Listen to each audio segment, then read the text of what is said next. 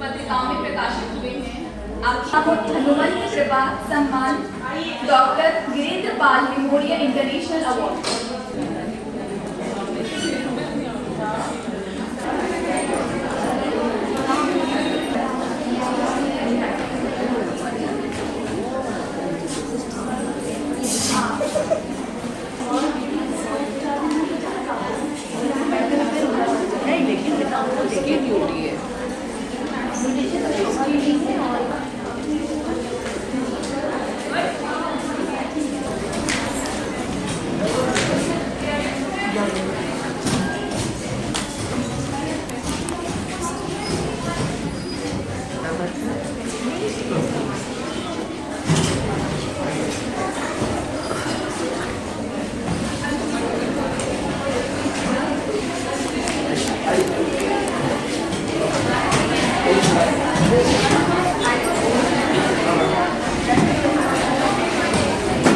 शांति बनाए रखें।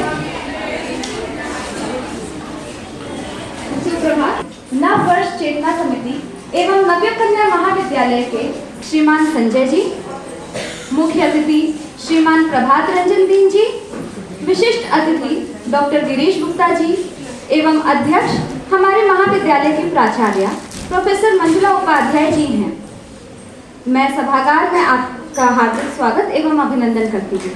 कृपया ताली की गड़गड़ाहट से इनका स्वागत किया जाए। भारतीय परंपरा में किसी भी शुभ कार्य से पूर्व दीप प्रज्वलन का महत्वपूर्ण स्थान है। अपनी इसी परंपरा के साथ आगे बढ़ते हुए मैं अतिथियों एवं प्राचार्य महोदया से निवेदन करती हूँ कि आप दीप को प्रज्वलित कर आज के कार्यक्रम का शुभारंभ करें।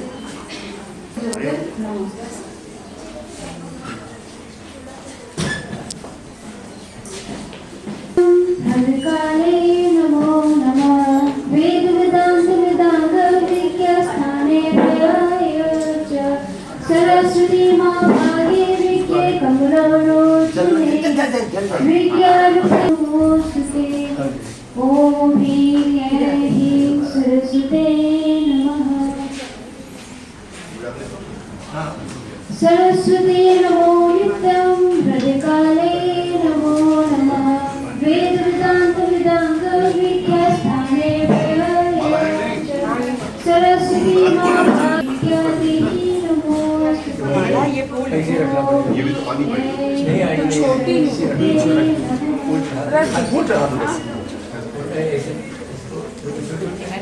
नहीं अपर नहीं वो ठीक नहीं वेद वेदांत वेदांग विज्ञास्थाने प्रयाय भागे विज्ञे कमलोचने विज्ञारूपे सरस्वते नमः।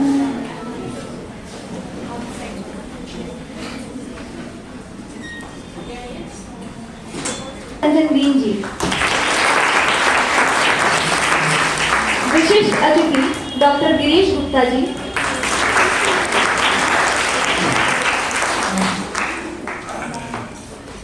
और हमारे आज के अध्यक्ष हमारे महाविद्यालय की प्राचार्य प्रोफेसर मंजुला उपाध्याय जी। आप सभी का सभागार में हार्दिक स्वागत एवं अभिनंदन है। कहने की कृपा करें।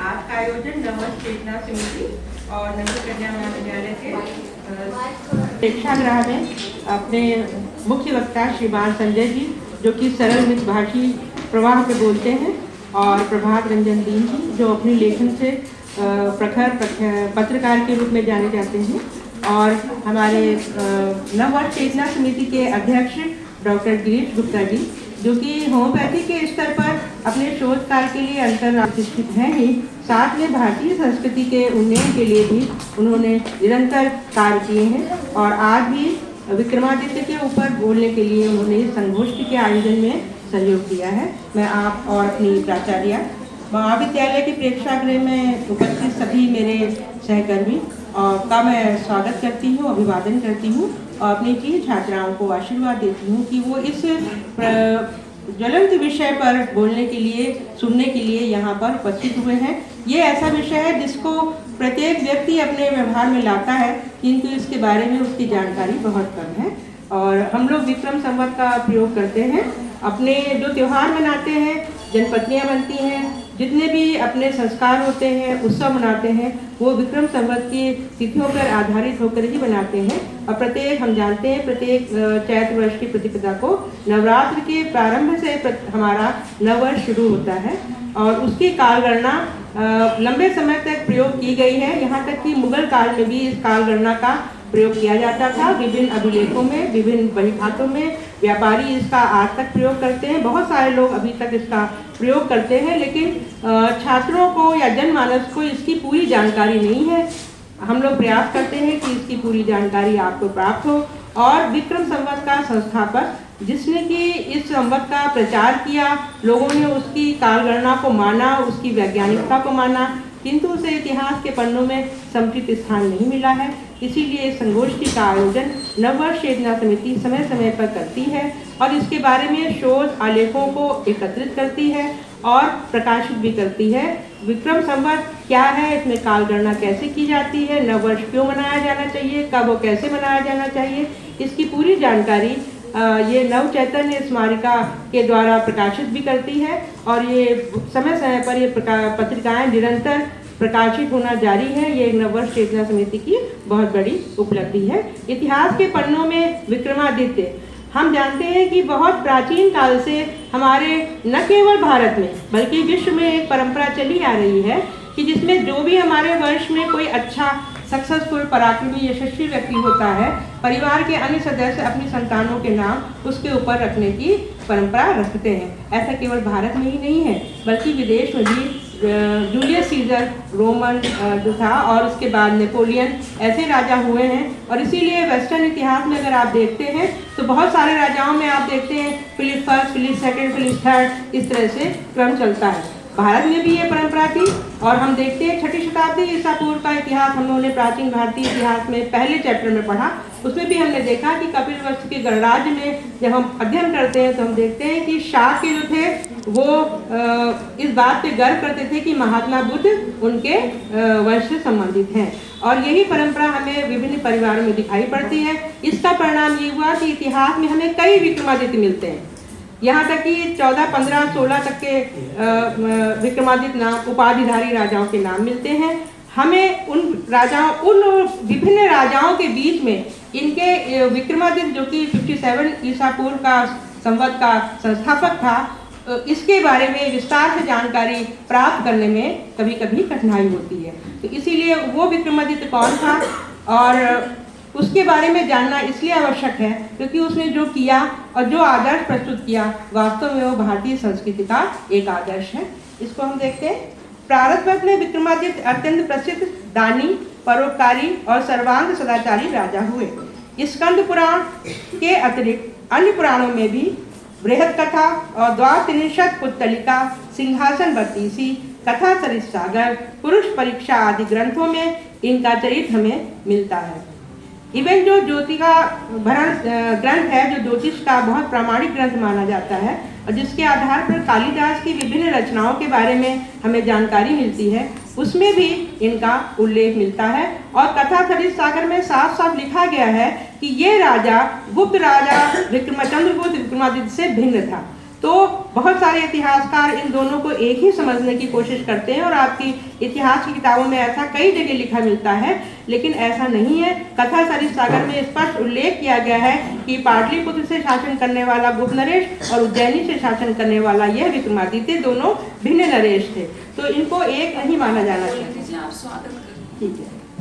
अब उसके बाद मैं इसी विषय पे बहुत और भी, क्योंकि कई समय पे शोध हो चुके हैं, इसलिए मैं इस विषय पे बाकी लोगों को बोलने के लिए आमंत्रित करती हूँ।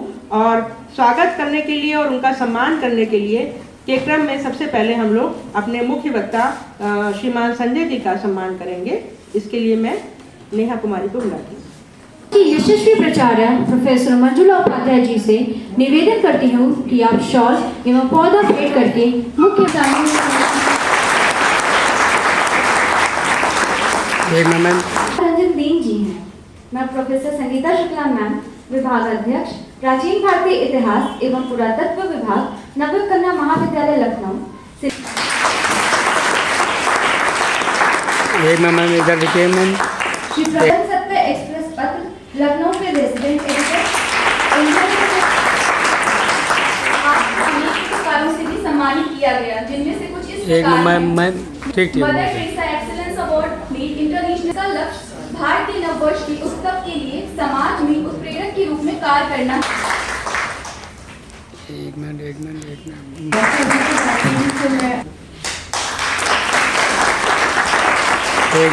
मैम कन्या विद्यालय के प्रांगण में आयोजित इस गोष्ठी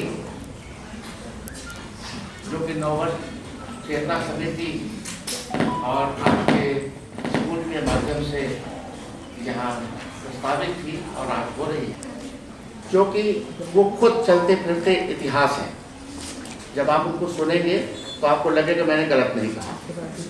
माननीय संजय जी, इस कॉलेज की डायनेमिक प्राचार्य बहन जी मंजुला बहन जी, हमारी नववर्ष चेतना समिति के ऊर्जावान सचिव डॉक्टर सुनील अग्रवाल जी, जो PGI में कार्यरत हैं, इस सभागार में मौजूद उपस्थित इस स्कूल परिसर के सभी प्रोफेसर टीचरगण, हमारी नववर्ष चेतना समिति के उपाध्यक्ष श्री अजय सक्सेना जी, अरुण मिश्रा जी, राकेश जी, डॉक्टर निवेदिता रस्तोगी जी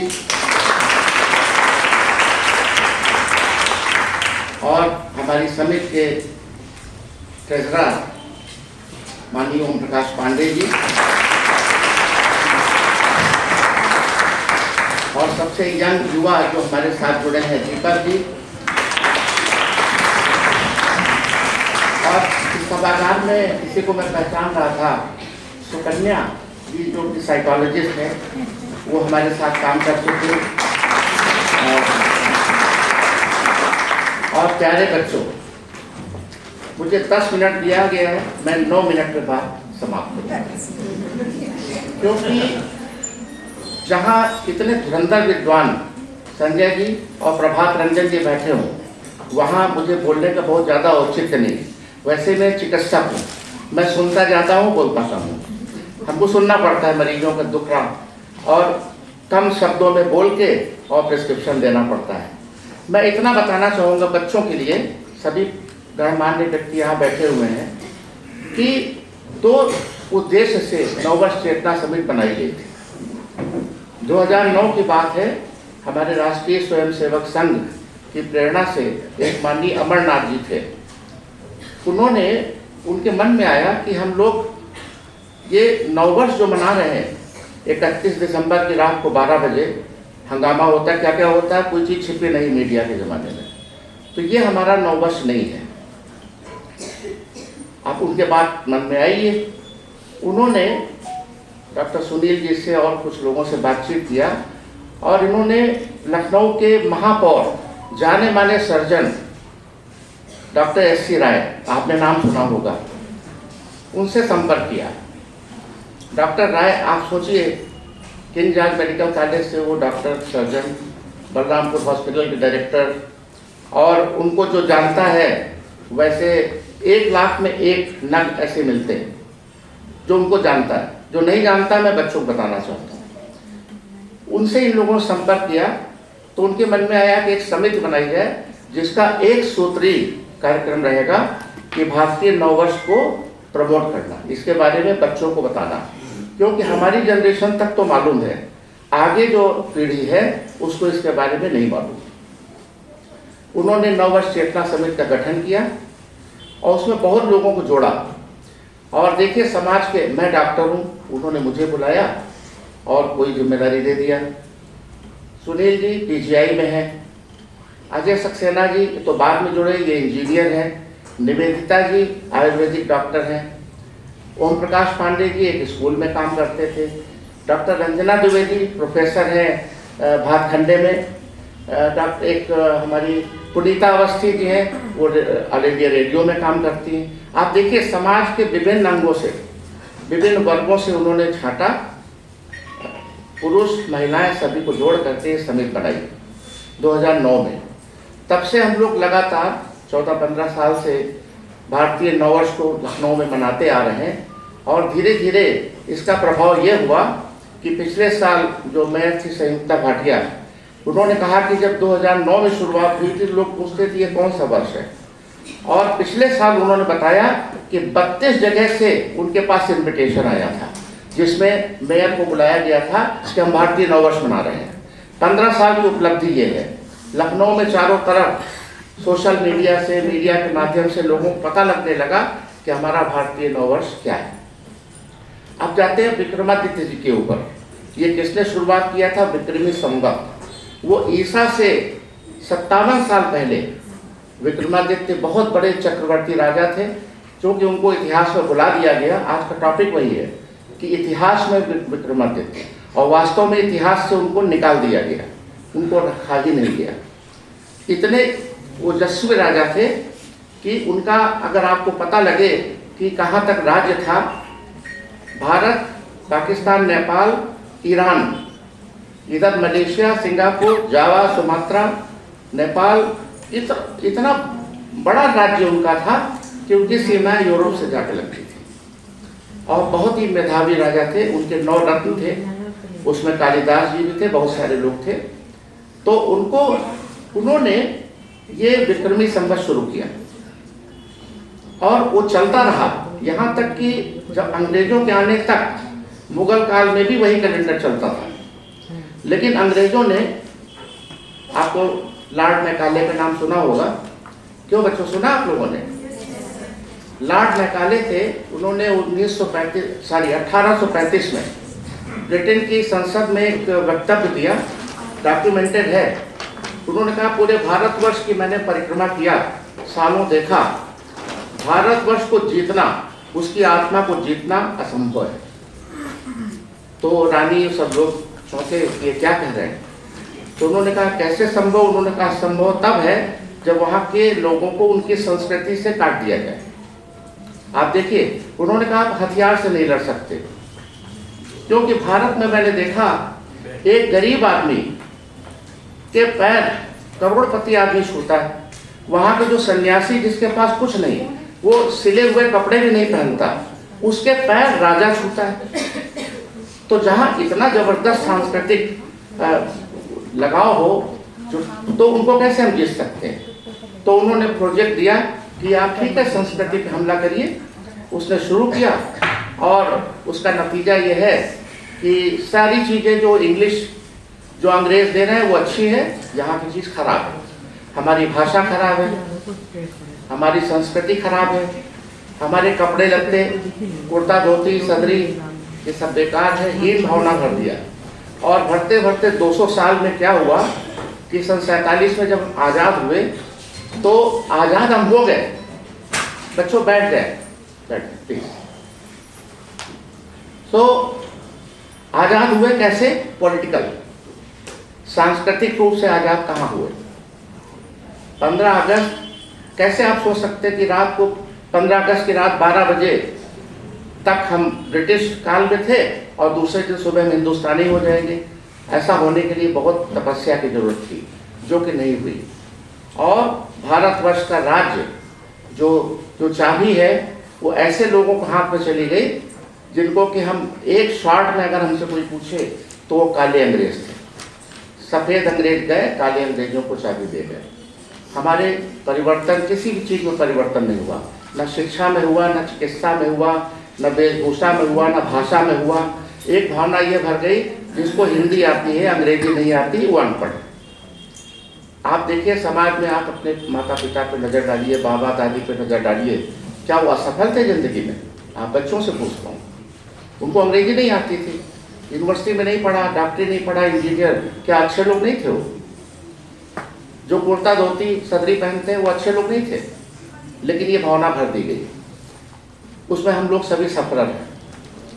इतना भूले रहे कि मैं हमेशा बच्चों को बताता हूँ आपकी भाषा में जो समझ पाए, एक पिक्चर आई थी गजनी, उसमें शॉर्ट टर्म मेमोरी लॉस हो जाता है हीरो, लेकिन हिंदुस्तानी लोग लॉन्ग टर्म मेमोरी लॉस में चले गए।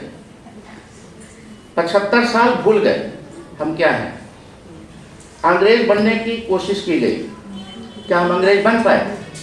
आप बच्चे बताएं, आप लोग, हम अंग्रेज बन पाए? नहीं बन पाए। हिंदुस्तानी रहना नहीं चाहते, तो हम क्या हैं? तो भारत का समाज एक कंफ्यूज लॉट हो गया, उससे निकलना है। तो जो नववर्ष चेतना समिति, बहुत छोटा सा काम इसने लिया, लेकिन उद्देश्य बहुत ऊंचा है कि बच्चे बच्चे में, घर घर तक हम अपनी पुराने जो सभ्यता है, जो हमारा नववर्ष था वही था। ये 1 जनवरी से 31 दिसंबर वाला अंग्रेज लाए, ठीक है, वर्ल्ड में चल रहा है, लेकिन हम अपनी जड़ों को पहचाने, इसी उद्देश्य के साथ इसका गठन हुआ था। हम लोग काम कर रहे हैं। एक नवचैतन्य पत्रिका इसकी निकलती है, उसकी संपादक आपकी प्राउड डॉक्टर संगीता जी और डॉक्टर निवेदिता जी बैठी हुई हैं। इन्हीं के संचालन में ये पत्रिका छपती है।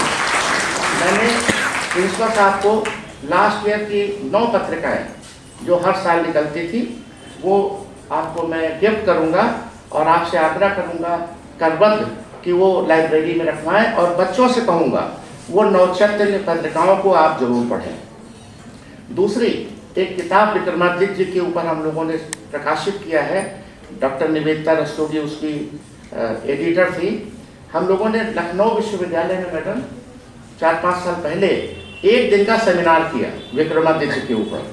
आपको ताजुब होगा, पूरे भारतवर्ष से प्रकांड विद्वान जिन्होंने इन पर रिसर्च किया, उनने रिकॉर्ड ये किताब है, पुस्तक, ये हमारी नववर्ष चेतना समिति में पब्लिश किया है। इसको भी आपकी लाइब्रेरी में हम रखवाएंगे। इतना काम है। एक प्रोफेसर राजेंद्र मिश्र जी, अभिराज राजेंद्र मिश्र, जिनको पिछले साल पद्मश्री मिला, उन्होंने विक्रमादित्य जी के ऊपर काम किया। इस तरह से 16-17 हमारे वैज्ञानिक और इन पे रिसर्च करने वाले आए, एक दिन के सेमिनार की गई। उसका जो प्रोडक्ट था, जो प्रोसीडिंग जैसे कहते हैं साइंटिफिक भाषा में, वो प्रोसीडिंग का संकलन है ये किताब। तो हमारे इतिहासकारों ने विक्रमादित्य को भुला दिया, लेकिन अब आने वाली पीढ़ी को इनको नहीं भुलाना है, इनको याद करना है, इनके कंट्रीब्यूशन को याद करना है, और उसी लक्ष्य को लेके हम लोग नववर्ष चेतना समिति में काम कर रहे हैं। मैं अधिक समय नहीं लूँगा। मैंने आपको बताया 2 प्रकांड विद्वान आपके बीच में हैं, ये आपको संबोधित करेंगे और उससे हम भी लाभान्वित होंगे। बच्चों की अटेंडेंस देख के, इनका आपका मैडम का प्रयास देख करके मैं साधुवाद देता हूँ, और जो यहाँ के प्रोफेसर हैं, टीचर गण हैं, उनको भी मैं धन्यवाद देता हूँ नववर्ष चेतना समिति की तरफ से कि हमारे आग्रह को संगीता जी के माध्यम से स्वीकार किया और आपके सामने सबसे प्रस्तुत किया। बहुत बहुत धन्यवाद। धन्यवाद सर। अब मैं हमारे मुख्य वक्ता श्री संजय सिंह जी से अनुरोध करती हूँ कि आप मंच पर आएं और आज के विषय इतिहास के पन्नों में सम्राट विक्रमादित्य पर प्रकाश डालें। और इस लखनऊ महानगर के प्रसिद्ध डॉक्टर गिरीश जी, हमारे ऊर्जावान और हमारे पुराने साथी सुनील जी, किसी समय भी फोन कर देते हैं और मुझे इस कार्यक्रम में सब कुछ छोड़कर, यहाँ की विभागाध्यक्षा और नवयुग नववर्ष चेतना समिति से संबद्ध अंबिका वाजपेयी जी, और डॉक्टर साहब ने अपना नवयुग चेतना समिति का पूरा परिचय करा दिया, तो एक परिचय मैं भी करा देता हूँ। इतिहास संकलन योजना, जिसकी इस प्रांत की जो सचिव हैं हमारी, वो डॉक्टर रश्मि सिन्हा जी।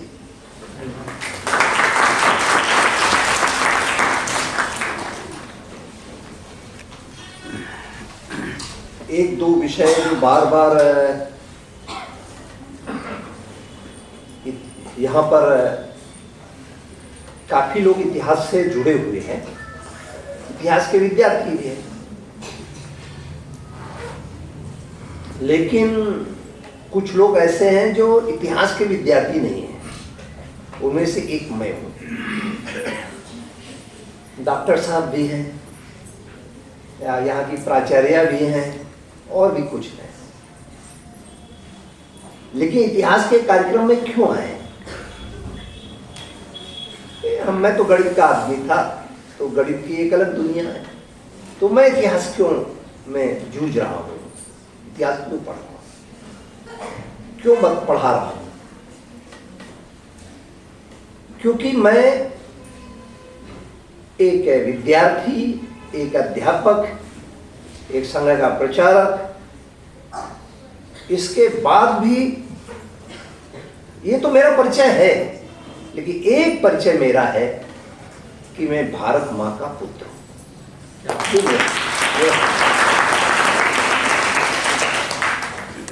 एक बार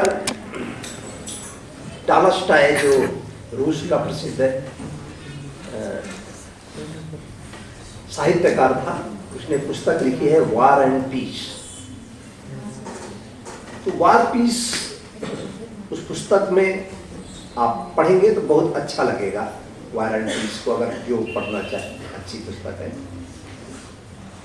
तो उसमें एक थोड़ा सा एक वो है, एक जगह आता है कि एक विद्यार्थी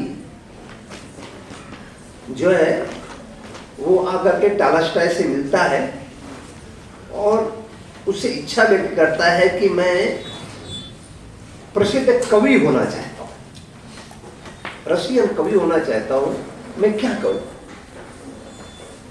तो टॉलस्टॉय कहते हैं तुम कवि क्यों होना चाहते हो? इसलिए क्योंकि लोग ताली पीटे करता हूँ, सबसे पहले हम भारतीय बने। ये भारतीय और हिंदू अलग अलग चीज नहीं है, एक ही चीज है। ये जो हिंदू है यह अभी हमारी राष्ट्रीयता है, और इस नाते जब हम भारतीय कहते हैं तो भारत को बात तो करते हैं हम भारतीय बने, लेकिन अभी डॉक्टर साहब ने कहा कि जो ये नई पीढ़ी है, 2-3 बार इस शब्द पर जोर दिया, नई पीढ़ी। तो ये नई पीढ़ी जो है, ये जो अपने जमीन से कट गई है, ऐसा आरोप बार बार लगता है। घबराने की जरूरत नहीं है, क्योंकि शुक्रात माने सिकंदर के पहले, वह भी कहता है कि जो नई आने वाली जो पीढ़ी है ना, ये अपनी संस्कृति से, अपनी परंपरा से, अपने कल्चर से कट चुकी है, बड़ी असभ्य है, बड़ी बेमतलब की बात करती है। तो कौन कह रहा है? शुक्रात कह रहा है। उसी का शिष्य हुआ है अरस्तु, उसी के बाद हुआ प्लेटो, और फिर सिकंदर ने विश्व विजय किया। तो ये तो 2 पीढ़ियों का संघर्ष चलेगा। मैं भी कहूँगा ये जो नई पीढ़ी है, ये अपनी जमीन से, अपनी संस्कृति से कट गई है, लेकिन मुझे तो इस नई पीढ़ी पर ज्यादा विश्वास है बजाय पुरानी पीढ़ी पर। क्यों? क्योंकि मैं पूरा देश घूम रहा हूं, पूरा देश घूम रहा हूं, और जब मैं बताता हूं कि भाई 1857 में जो विद्रोह है, ये विद्रोह नहीं है, ये स्वतंत्रता समर है, तो नई जनरेशन उसको पढ़ती है। लेकिन प्रोफेसर जो बूढ़ा है, पुराना हो गया है, वो बात करता है तो अंत में वो कह देता है सन्यासी विद्रोह। वो ये गदर, ये वो बोल ही जाता है कि उसको टोकता हूं, आपने गदर क्यों कहा, आपने विद्रोह क्यों किया? आदत पड़ गई, आदत पड़ गई। तो वहां परिवर्तन नहीं होने वाला है, वहां बिल्कुल नहीं परिवर्तन होगा। लेकिन इस नई पीढ़ी ये प्रयोग करने वाली है। 2 पीढ़ियों को मैं, क्योंकि लगभग 2 पीढ़ियों को मैं पहले भी देख चुका हूं, एक तीसरी पीढ़ी देख रहा हूं। यह जो नई पीढ़ी है, ये तर्क कर रही है, ये प्रश्न कर रही है।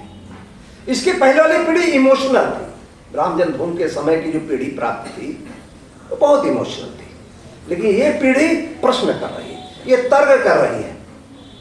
और छोटे से बच्चे वो प्रश्न कर रहे हैं और संकोच नहीं कर रहे हैं।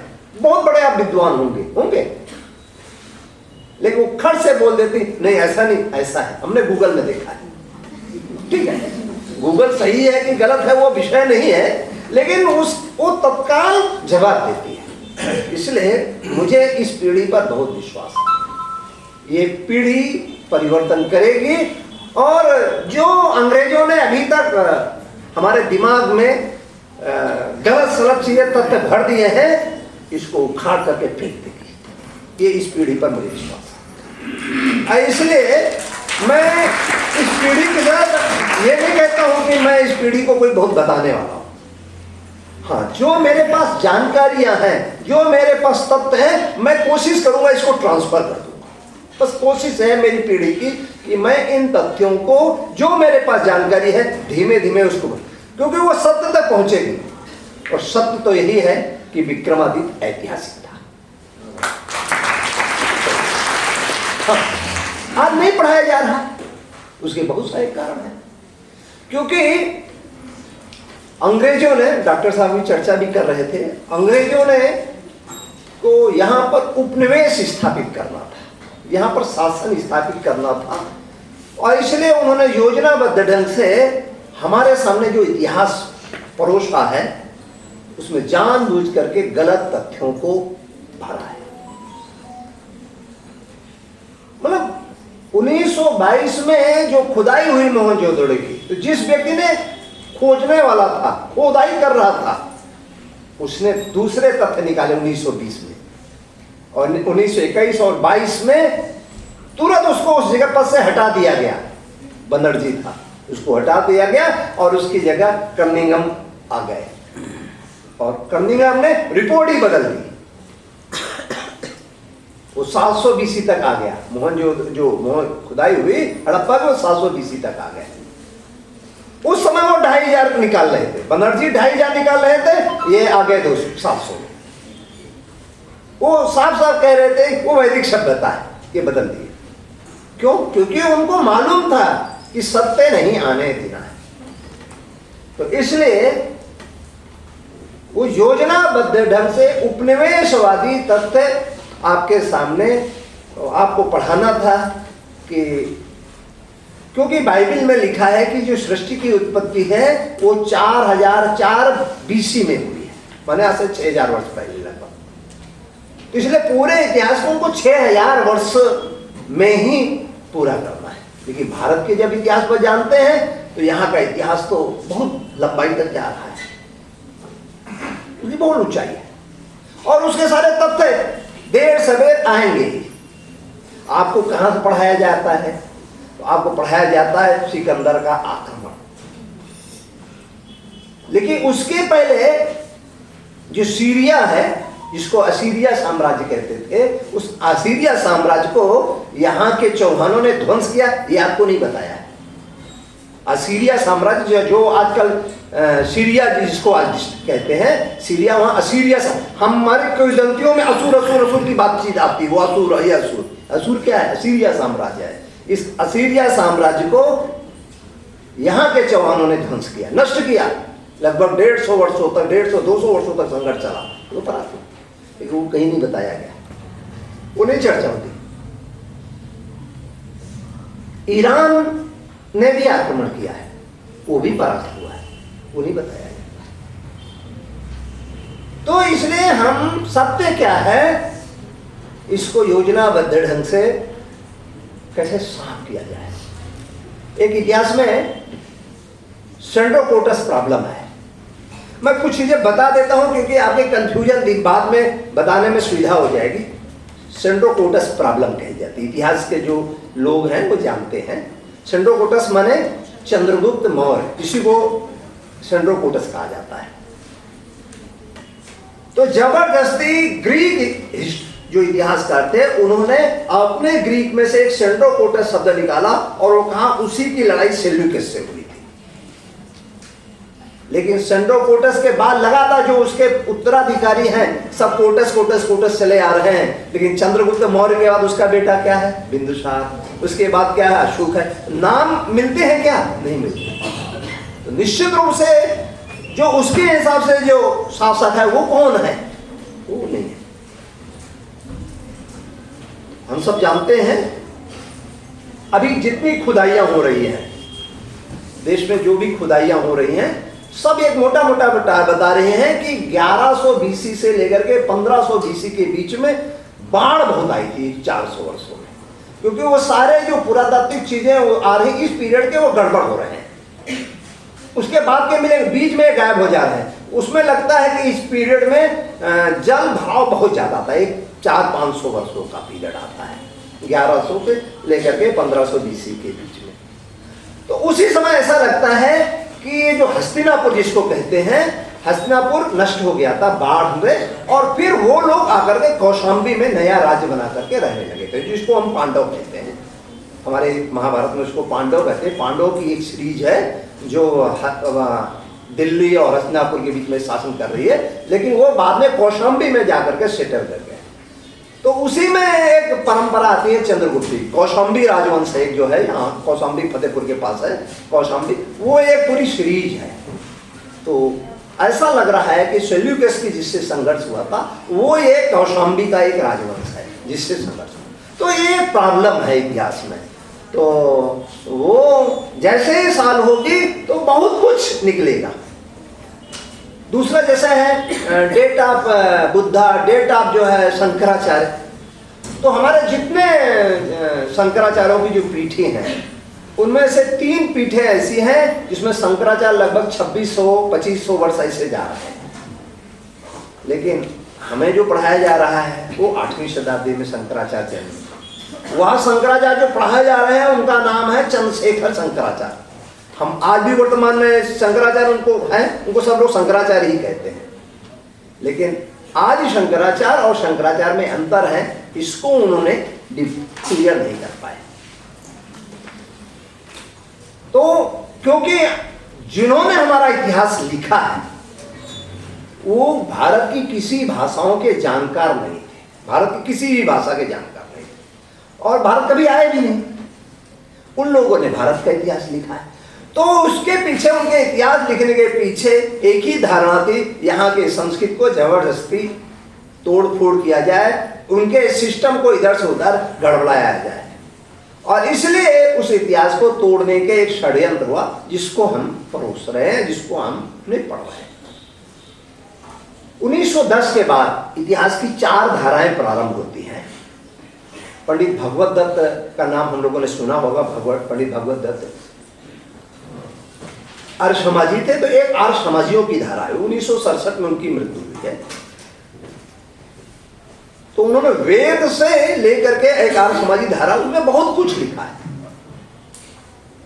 लेकिन उसको महत्व नहीं दिया गया। आज भी उनके पुस्तकें, उनके शोध पत्र बता रहे हैं कि इतिहास ये है।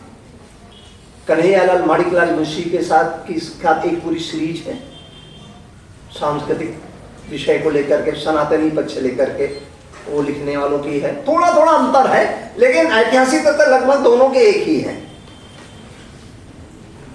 एक है राजेंद्र प्रसाद जो राष्ट्रपति हुए, उनके नेतृत्व में एक धारा इतिहास की है, और एक जो धारा जो भारत के विरुद्ध लिखने वाली थी,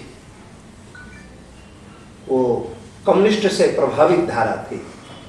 संयोग से 1947 के पास उसी धारा को महत्व दे दिया गया और वही धारा बनी, और उसने पूरे इतिहास में सवर्ण अवर्ण भेद यही खड़ा करना पड़ा। तो हमारा इतिहास भेद करने वाला, उसका जो गौरव की प्रीत होती है वो नहीं पढ़ाया गया। और इसलिए हमारे सामने दुर्भाग्य है कि जो हमारे नायक हैं उनके साथ अन्याय हुआ। तो एक नायक नहीं है, सीरीज है।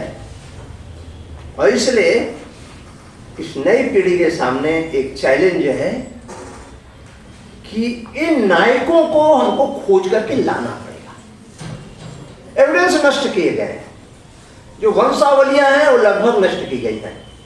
लेकिन जैसे विक्रमादित्य है, तो विक्रमादित्य में जो जिस वंश के माने जाते हैं परमार, उसकी वंशावली उपलब्ध है। और जो नेपाल है, नेपाल में वहाँ जो वहाँ का पशुपतनाथ, वहाँ का जो देवता है पशुपतनाथ है, तो वहाँ एंट्री होती है। तो उसमें विक्रमादित्य की एंट्री है कि ये इस समय यहाँ आए हुए थे। तो एक बहुत महत्वपूर्ण एविडेंस है, ये नई जनरेशन को ढूंढना पड़ेगा। इतिहास है केवल संकलन करना ये विषय नहीं है, केवल तथ्यों को बटोर के रखना नहीं है। इतिहास करता है, इतिहास हमारा पथ प्रदर्शक है। इतिहास भविष्य में हमको कहां जाना है, इसलिए केवल भूतकाल का विषय है ऐसा नहीं है। क्योंकि हम कौन हैं ये हमको समझना पड़ेगा। हम कौन हैं, हमारा स्वभाव क्या है, ऐसी जब परिस्थिति आएगी उस परिस्थिति में हम निर्णय कैसे लेंगे। क्योंकि एक ब्रिटिशर है, उसका स्वभाव क्या है, एक जर्मन का स्वभाव क्या है, एक अमेरिकन का स्वभाव क्या है। अमेरिकन आएगा तो व्यापार पहले प्रमुखता से ध्यान देगा, लेकिन हमारे चित्त क्या है, हमारे अंदर हमारे रक्त में ऐसा क्या बात है। तो हमारे रक्त में है धर्म। धर्म माने सबको लेकर के चलना। धर्म माने वो उसकी बात नहीं करता हूं, उपासना पंथ की बात नहीं कर रहा हूं। धर्म माने सबको लेकर के चलना, सबको जोड़ करके सबके कल्याण की चिंता करना। जो होना ही चाहिए, जो योग्य है उसको आगे बढ़ाना। तो इसलिए हमारे रक्त में, हमारे मस्तिष्क में है, और इसलिए हम जब उस दिशा में बढ़ेंगे तो इस धर्म को लेकर के आगे बढ़ेंगे। ये भारतीयों की सबसे बड़ी विशेषता है। इसलिए ये चिंता का विषय नहीं है। विश्व को दिशा देने का काम तो हमको ही करना पड़ेगा। और इसलिए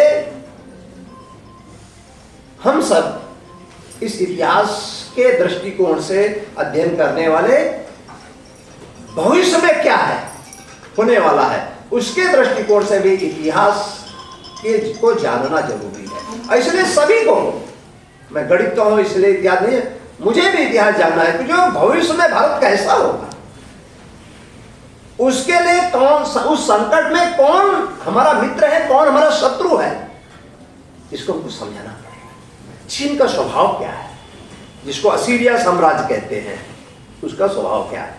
आज सीरिया में, मध्य एशिया में क्या चल रहा है, सीरिया में क्या चल रहा है, वो जो आज स्वभाव है वो पहले भी था।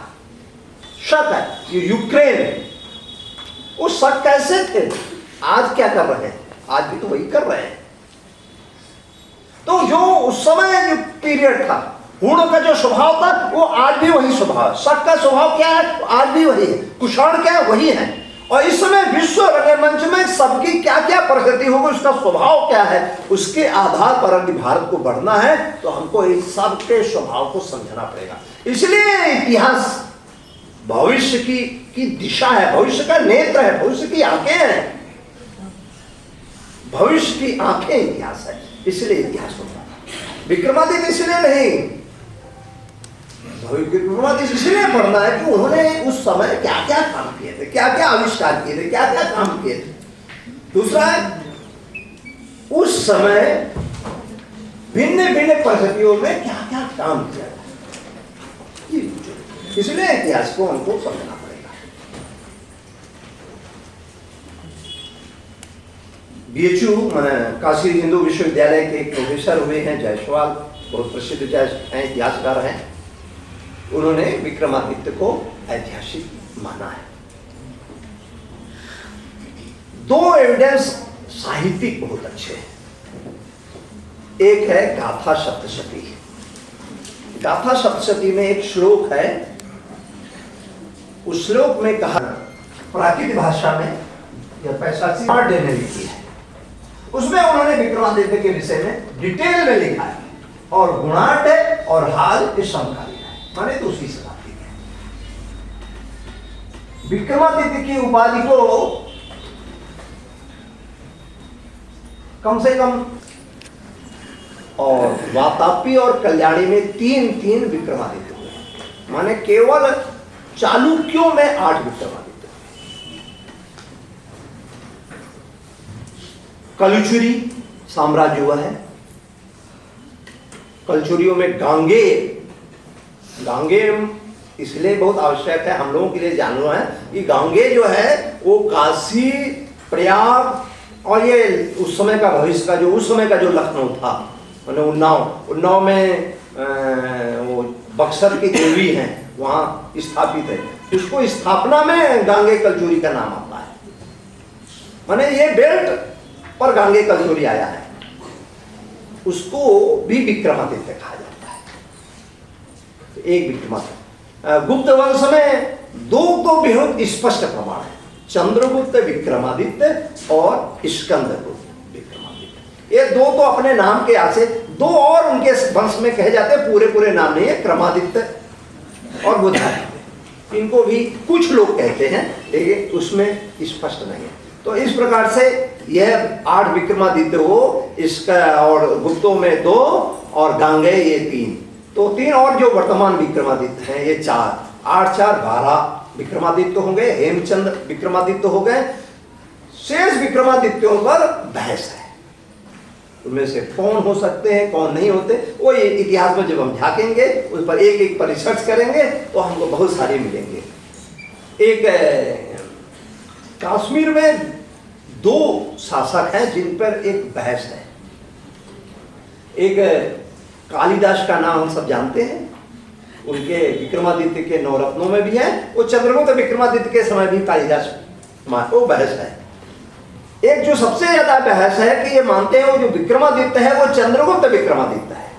चंद्रगुप्त विक्रमादित्य ही उस समय क्योंकि चंद्रगुप्त विक्रमादित्य ने भी शकों को परास्त किया था और वो विक्रमादित्य ने भी शकों को परास्त करने वाले बहुत हैं, कई। लेकिन अंतर कहाँ करना है, तो मैंने बताया कि जो गुणाढ्य है और हाल ये 2री शताब्दी के हैं और चंद्रगुप्त विक्रमादित्य 4ठी शताब्दी के हैं। तो जो पहले वाला व्यक्ति बात को कैसे वर्णन कर सकता है, इसलिए विक्रमादित्य अलग है। अभी कुछ और एविडेंस में साहित्यिक एविडेंस के बाद भी कुछ एविडेंस आपको दूंगा, लेकिन साहित्यिक के दृष्टिकोण से अच्छा उस पर कितनी पुस्तकें लिखी गई हैं शायद इसकी तुलना करना बहुत कठिन है।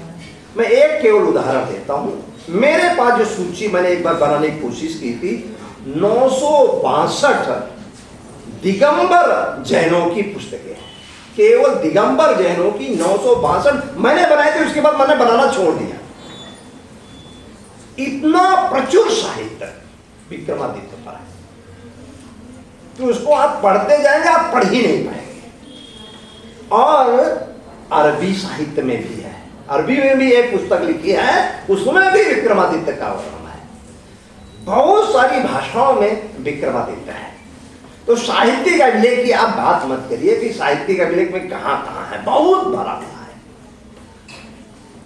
लेकिन मैं तो क्योंकि इतिहास का आदमी हूं और इसलिए इतिहास की ही चर्चा पर मैं ज्यादा देना चाहता हूं कि विक्रमादित्य इतिहास में है कि नहीं, तो उसके दृष्टिकोण से जो आवश्यक, क्योंकि यहाँ विद्यार्थी हैं और इनको एग्जाम भी देना है, तो उसमें साहित्यिक अभिलेख में लिखने से काम नहीं चलेगा। इनको तो वैज्ञानिक अभिलेख जो इतिहास में पढ़ाए जाते हैं वो इनको बताना पड़ेगा, वो इनको लिखना पड़ेगा। तो स्कूल में जो लिखना है और जो आपको जानना है दोनों में अंतर भी होता है, इसलिए दोनों चीजें आपको मालूम होनी चाहिए। लिखना क्या है वो भी कुछ विषय है और जो कुछ जानना है वो भी दोनों अलग अलग है, फिर भी चीजें बता रहा हूं। तो साहित्यिक अभिलेख हमारे पास बहुत है। अब ऐतिहासिक तथ्यों की ओर बढ़ेंगे तो मैं जो 3 खुदाइयां उज्जैन में हुई हैं 1938 में, 1955 में, 1964-65 में और एक अभी 7-8 साल पहले हुई है। 7-8 साल की पहले का एविडेंस मैं लेकर के आया था, लेकिन आज मैं नहीं लाया। फिर भी और पुरानी है तो उसमें से जो 64-65 में एविडेंस है उसके दृष्टिकोण से कुछ चीजें मैं आपको पढ़ के देता हूं। उज्जैनी में मौर्य परंपरा में ढाली जाने वाली आहत व रजत मुद्राओं की बड़ी संख्या इन दिनों सामने आई है। उनमें से पूर्व की ओर आहत मुद्राएं मिली हैं, 8000 के लगभग मुद्राएं हैं उज्जैनी में हैं। मुद्राओं का अध्ययन करने के बाद मैंने ये प्रसिद्ध जो वहाँ के पुरातत्वविदा हैं उन्होंने खुदाई की थी, वाकरगढ़ जी, वो लिख रहे हैं, उनका एक लेख है। अवंती प्रदेश में अशोका मुद्राओं का अध्ययन करने के बाद मैंने यह निष्कर्ष निकाला है कि अवंती प्रदेश में अशोक के पश्चात मौर्यों का आधिपत्य अस्थायी था तथा आद्य मालव रठी मदन सवित्र मधुमुद्र कृत विक्रम जिसकी बात कर रहा हूँ, कृत विक्रम विजयक आदि राज्यों के अधिपति बने। यह ऐतिहासिक तो निश्चित हुआ है कि उज्जैनी का विक्रमादित्य कृत था, जो कृत नाम से कृत विक्रम के नाम से कुछ मुद्राएं वहां क्वाइन सिक्के जो हैं वो कुछ मिले हैं। मालवों के अधिपत्य गुप्त पूर्व काल में उज्जैनी में ही थे। उनकी छोटी मुद्राएं जिनमें संचित नामाकर मगज गज मग आदि उसमें जो सिक्के पाए गए हैं उनमें ये जो है गज माने हाथी, मग माने मगर आदि पाए गए हैं। और इनकी वो मैं थोड़ी सी जानकारी, एक उज्जैन से लगभग एक 35 किलोमीटर दूर जो है एक जल का स्रोत माने कुआं और उससे जुटी हुई छोटी सी ढेकुली टाइप की जो होती है, पुराने जमाने में जानते होंगे ढेकुली, वो एक जगह मिली है। तो उसमें एक शिलालेख मिला है, वो शिलालेख विक्रमादित्य का ऐसा माना जा रहा है। तो इस प्रकार से एक छोटा सा शिलालेख और एक 7-8 के लगभग सिक्के प्राप्त हो चुके हैं विक्रमादित्य के। इस प्रकार से हम ऐतिहासिक रूप से देखते हैं कि विक्रमादित्य के खुदाई में भी तत्व प्राप्त हो रहे हैं, साहित्यिक अभिलेख में भी प्राप्त हो रहे हैं, उसके क्वाइंस भी प्राप्त हो रहे हैं। तो हमको मानना पड़ेगा। लेकिन अब समस्या कहाँ है, इसको फिट कहाँ पड़े, इसको फिट कहाँ पड़े, एक सबसे बड़ी है। क्योंकि जो काल का पीरियड है उस समय जब हम इतिहास में जाते हैं तो भारत में कौन शासन कर रहा था, तो सुंग वंश। तो सुंग वंश अभी हमारे डॉक्टर साहब ने बताया और जो हमको कहानियों में भी मिलता है कि जो रोम का शासक था, रोम के शासक को विक्रमादित्य ने परास्त करके उनको जेल में डाला था। ऐसी एक कहानी उसमें रोम नहीं, वो रोम ही है, उसको रोम कहते हैं। रोम के एक शासक को लाकर सीजर, जिसको सीजर हम कहते हैं, सीजर को ला करके एक कहानी बताई जाती है। लेकिन उस पीरियड में जो है मगध के आसपास का जो बहुत बड़ा क्षेत्र है से लेकर के अयोध्या तक का जो क्षेत्र है, यहाँ पर पुष्यमित्र शासन कर रहा है। तो उसको फिट कहाँ किया जाए, ये इतिहास की एक बहुत बड़ी समस्या है। अब मैं कुछ और इस विषय में बात करना चाहता हूँ। देखो उस समय विषय की परिस्थिति क्या थी, उसको जो पढ़ाया जाता है इतिहास में, उसमें से कुछ बता रहा हूँ। ये शक कहाँ थे, तो चीन से ऊपर की ओर, चीन को हम देखते हैं, चीन से ऊपर की ओर हम जाते हैं तो एक बीच में हरी पट्टी, घास की एक पट्टी दिख रही है, यूरोप से लेकर के और बिल्कुल ऊपर तक एक लंबी लंबी पट्टी है। इसमें घोड़े से चलने वाले, घोड़े से दौड़ने वाले और उनके चरागाह में चराने वाले ऐसे एक जाति, बर्बर जाति पाई जाती है। इनको यूची जाति कहा जाता है। तो उन यूची जातियों ने इनको धक्का दिया, जिनको धक्का दिया वो शक थे। तो 165 के लगभग, 165 ईस्वी के पूर्व के लगभग ये वहां से सीर दरिया माने बंच नदी माने भारत की जो प्राचीन सीमा उस समय मानी जाती है, अफगानिस्तान से ऊपर की ओर आप जाएंगे तो बंच नदी, सीर दरिया इसको कहा जाता है, वो भारत की वो प्राचीन सीमा मानी जाती है। बंच नदी को पार करके सब इधर की ओर आए। ये घोड़े से दौड़ा करने वाली थी, इसलिए तेज थी, युद्ध में तेज थी सब जाति। तो यहाँ पर उसी समय दुर्भाग्य से जो शासन कर रहे थे भक्ति लोग थे। ये भक्ति लोगों के परिवार में थोड़ा झगड़ा चल रहा था उस समय। तो ये सब लोग 165 ईस्वी के लगभग उस सीमा को क्रॉस करके सीधे ये भक्तियों पर टूट पड़े और भक्तियों को उन्होंने परास्त कर दिया। यहां से शक्ति लेकर के अब उन्होंने पार्थों पर अटैक किया। तो पार्थों में के जो उस समय का जो राजा था, पार्थो राज था, 128 ईस्वी में उस पार्थो राज उसमें तुखारिन से लड़ रहे थे। तो पार्थोराज को उन्होंने मार दिया।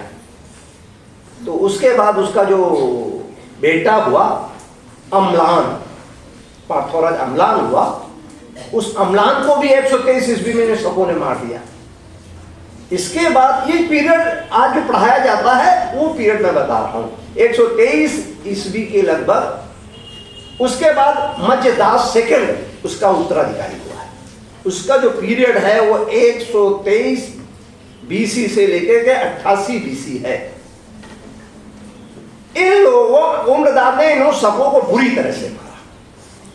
अब वो जगह पर आपको मिलेगी जो विक्रमादित्य का पिता जिसको कहा जाता है महेंद्रादित्य या गर्भ, सौराष्ट्र, काठियावाड़ा ये लेते हुए हिंदू देश माने मालवा उस समय, वहां पर आकर के इनको मार जो है इस देश को परास्त करते हैं, क्योंकि वो इसी देश का रहने वाला था, लेकर आते हैं और महेंद्रादित्य मारा जाता है और शकों का शासन हो जाता है। ये कहानी का आधा हिस्सा, ये इतिहास का आधा हिस्सा मैंने बताया, दोनों को आपस में जोड़ा है। एक और थोड़ी सी घटना को मैं थोड़ा सा ले के जाता हूँ इतिहास की भाषा में। माला, हम सबने सिकंदर को के समय आपने माला और क्षुद्रक वंशों का वर्णन सुना है। ये पंजाब के थे और मालवों ने बहुत जबरदस्त संघर्ष किया है। 3री शताब्दी के नियर BC 300 के लिए। और ये 1ली शताब्दी के थोड़ा पहले जो जयपुर है, यहाँ करा कोटेंगे कि विक्रमादित्य नहीं हुआ है, या मैं दूसरे शब्दों में कहूँ कि बहुत सारे चीज प्राप्त हुए थे, लेकिन जबरदस्ती उनके संबंधों को मिटा दिया गया, हटा दिया गया, तोड़ दिया गया है। तो उस समय के अंग्रेजों के समय में और उसके बाद के भी जो लोग थे, उन्होंने उन संबद्ध शिलालेखों के साथ छेड़खानी भी की। तो शायद उस समय के जो भी शिलालेख प्राप्त हुए थे वो तोड़ दिए गए, ये समाप्त कर दिया। इसलिए नई पीढ़ी के सामने एक चुनौती है कि हमको इस शिलालेखों को, इनके क्वाइंस को, इनके अवलोकन। एक और कठिनाई है इतिहास में, क्योंकि इतिहास के काफी विद्यार्थी इसलिए कठिनाइयां क्या है ये भी समझ लीजिए और भविष्य में इनका निराकरण करें। अभी जो वैज्ञानिक टेक्नोलॉजी मानी जा रही है वो कार्बन डेटिंग मानी जा रही है। कार्बन डेटिंग की विशेषता क्या है कि कार्बन डेटिंग पत्थर को नहीं खोज सकती। कोई पत्थर को निकाला तो उसमें पत्थर में हो जाएगा। जैसे बता दिया कि वो काशी में जो मूर्ति निकली थी उसको कार्बन डेटिंग कर दीजिए, पता चल जाएगा, नहीं हो सकती। कार्बन डेटिंग निकलती है जैविक चीजों से। जैविक चीज अगर उस मूर्ति के पास कोई फूल आपने चढ़ाया और फूल का एक रेशा भी चिपका है तो हम कार्बन डेटिंग से निकाल लेंगे। तो अभी या हमको जैसे यहाँ पर उज्जैनी में हमने वेश्या टेकरी में और तो कुछ नहीं निकला है, लेकिन जो कब्रिस्तान वाला है टेकरी उसमें हमको 18 शव मिले हैं। शव जैविक होते हैं, तो इसलिए उनमें से हमको कुछ चीजें मिल गई हैं। तो जहां हमको इसलिए इतिहास का कई बार मुर्दों घर को ज्यादा खोदते हैं क्योंकि वो जैविक होते हैं, वहां हमको खट से एविडेंस प्राप्त हो जाएगा। तो इसलिए जहां पर शिलालेख प्राप्त हो रहे हैं उनके चिन्ह को हटा दिया गया है। अगर उसके साथ कोई फूल चपका हुआ मिल गया, क्योंकि सामान्यतः शिलालेख लगाते समय पूजा की जाती, तो शायद कुछ चपक गया, उसकी कार्बन डेटिंग मिल जाएगी तो भी वो हमारा एक रास्ता निकल जाएगा। अब इस पर काम क्या हो रहा है? जैसे डॉक्टर साहब ने बताया कि लखनऊ में ये काम हो रहा है, तो ये मेरे सामने वाकड़कर जी हैं, इन्होंने बहुत काम किया। इन्होंने इस पर काम बहुत किया है। वाकड़कर जी बहुत प्रसिद्ध है, पुरातत्ववेत्ता है, और इन्हीं की स्मृति में ये हमारे इतिहास संकलन के भी थे। समय हो गया क्या? एक जल्दी खत्म करवा, ठीक है। एक वहां पर जो है उज्जैन में ये काम कर रहे थे, तो वहां पर एक शोध पीठ हमारी विक्रम, जो वहां जो पृथ्वी का पूरा ध्रुव एक बार घूम जाएगा। 72 वर्षों में आपने जाना होगा कि 12 जनवरी को होता था, आज 15 जनवरी को हो रहा है। वो 72 वर्षों में एक दिन ऐसे बढ़ता है, ऐसे 25,900 उस पर होगा। तो ये विक्रमादित्य का जो ये वर्ष है ये कृष्ण पक्ष से प्रारंभ होता है, शेष सब शुक्ल पक्ष से प्रारंभ होते हैं। वो कृष्ण पक्ष से प्रारंभ, उसका भी कारण है कि शुरुआत में बनाया गया था। ये ध्रुवण जो है ये 15 दिन घूम चुका है, जिसमें बनाया गया था। तो वो भी एक है। इसलिए हमारी एक शोध पीठ वहां पर काम कर रही है, हमने 40 एकड़ जमीन पर, और लगभग अभी 7, 8, 9 अप्रैल को देश भर के इतिहासकार इसी विक्रमादित्य के विषय पर 3 दिन के लिए वहां एकत्र होने वाले देश भर के इतिहासकार इकट्ठे होंगे। वहां पर हम 18-20 साल से उस शोध पीठ पर बहुत अच्छा काम कर रहे हैं। 9 पुस्तकें हमारी भी विक्रमादित्य पर निकल चुकी हैं। तो ऐसा नहीं है, इतिहासकार लगे हैं, काम कर रहे हैं, एविडेंस आ रहे हैं, और इतिहास एक ऐसे के हर 10 दिन में नए एविडेंस प्राप्त होते हैं। हर 10 दिन में नए तथ्य, कहीं कोई सिक्का मिल रहा है, कोई शिलालेख मिल रहा है, कुछ नई चीजें मिल रही है, नई टेक्नोलॉजी मिल रही है। तो इतिहास निरंतर प्रगतिशील है, चिंता का विषय नहीं है। हमको विजय प्राप्त होगी, हमको इन तथ्यों को हम सिद्ध करेंगे, लेकिन ये काम शायद हम न कर पाए, लेकिन यह पीढ़ी निश्चित करेगी। इसी विश्वास के साथ मैं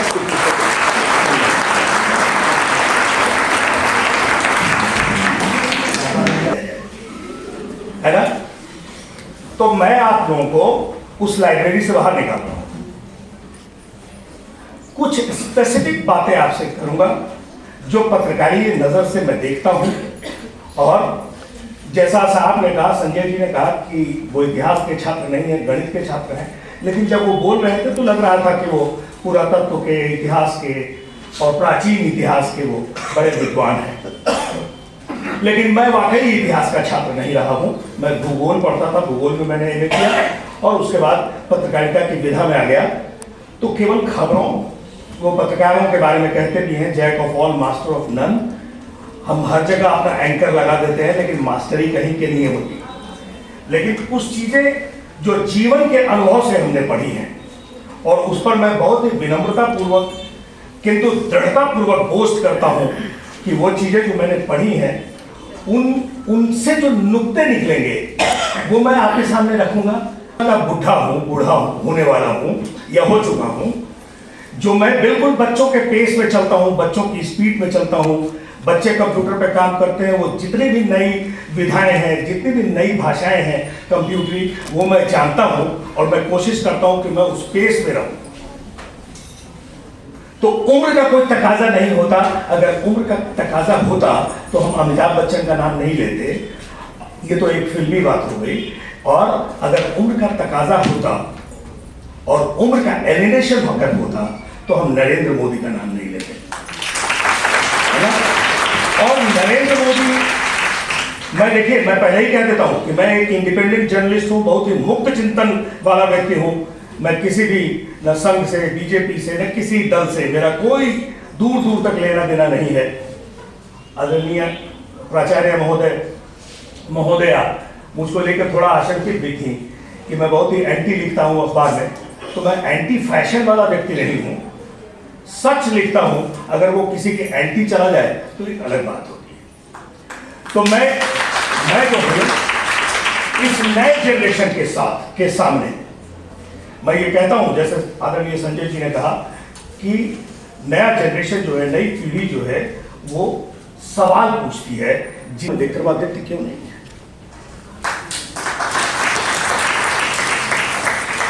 ये मेरे अंदर में भी जिज्ञासा है और मैं ये जानता हूं कि ये काम चल रहा है, उसमें बहुत सारे काम चल रहे हैं। नई शिक्षा नीति में बहुत सारा काम हो रहा है, लेकिन थोड़ा बस 2 मिनट आप समय दे दीजिए तो बस जल्दी निपटा देंगे। हाँ, तो ये जो है, ये बच्चों के अंदर में जिज्ञासा होनी चाहिए, सवाल होना चाहिए कि 10 साल में जब हम क्रांति कर रहे हैं, हम संस्कृति के बारे में बात कर रहे हैं, हम मूल इतिहास के बारे में बात कर रहे हैं, तो हम इस बारे में चिंता करें कि हमारी जो इतिहास की पुस्तकें हैं उसमें से विक्रमादित्य उसमें क्यों नहीं है, उसमें वीर सावरकर क्यों गायब हो गए, महाराणा प्रताप क्यों गायब हो गए, शाहरुख खान क्यों पढ़ाए जाने लगे। ये सवाल, ये बच्चों का सवाल मतलब उम्र पर मत जाइएगा, ये जिज्ञासा है। और ये वही जिज्ञासा है कि आप ध्यान से सुनिएगा कि अगर ये जिज्ञासा नहीं अगर होती तो गीता नहीं होती। वो आपको लगेगा कि अजीब तरह की बात है। अर्जुन युवा का प्रतिनिधि है और वो जिज्ञासा से भरा हुआ एक युवक है, और वो युद्ध के मैदान में भी कृष्ण से पूछता है कि आप जो बात कहेंगे वो मैं मानूंगा नहीं। आपने कहा गांडीव उठाओ, मैं नहीं उठाता। गांडीव उसने रख दिया, उसने कहा कि मेरे कुछ सवाल है, उसका जवाब चाहिए। बच्चों इधर ध्यान दीजिएगा थोड़ी देर। और वो अर्जुन कृष्ण से, जो सारथी हैं, कृष्ण ईश्वर हैं, और कृष्ण से वो कुछ सवाल करता है और कहता है कि आप जो हैं इन सवालों का जवाब दें तभी मैं गांडीव उठाऊंगा। और तब कृष्ण उन सवालों के जवाब देते हैं और वो गीता रचित हो जाती है।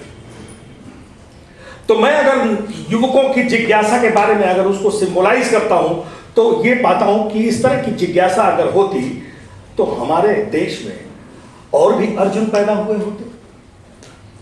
तो ये जिज्ञासा कहां गई? हम क्या केवल बोलने के लिए बात करते हैं कि युवकों में जिज्ञासा है? मुझको ऐसा लगता है कि जिज्ञासा की कमी है, इसलिए कि मैं उसी दौर से गुजरा हूं। ये दाढ़ी सफेद हुई है, उससे पहले काली थी। तो जिज्ञासाएं जो है वो जिज्ञासाएं गूगल ओरिएंटेड जो सवाल हैं वो नहीं है, क्योंकि गूगल, अगर आप गूगल में गलत अगर पूछेंगे तो गलत को भी सही बताएगा और सही को भी सही बताएगा। तो इस बात की आंख तो होनी चाहिए ना कि हम सही को सही समझें।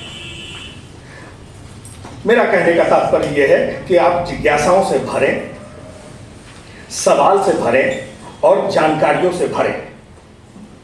और उस हिसाब से मैं तो यहां तक कहता हूं कि जब आप ताली बजाएं तो आप ये सोच लें कि जब हम ताली बजा रहे हैं तो वो वाकई ताली बजाने की बात थी कि नहीं। इतनी अगर सूक्ष्मता से भी अगर आप अपनी जिज्ञासा से भरेंगे तब मैं समझता हूं कि एक कंप्लीट युवा के रूप में आप डेवलप होंगे और तभी आप कुछ भी बन सकते हैं। आप विज्ञान की फील्ड में हो, राजनीति के फील्ड में हो, आप अध्यात्म के क्षेत्र में हो या आप शिक्षण के क्षेत्र में हो। मैं आता हूं, ये विषय विक्रमादित्य पर है और मैं उस विषय पर आता हूं, एकदम केंद्रित बात करूंगा।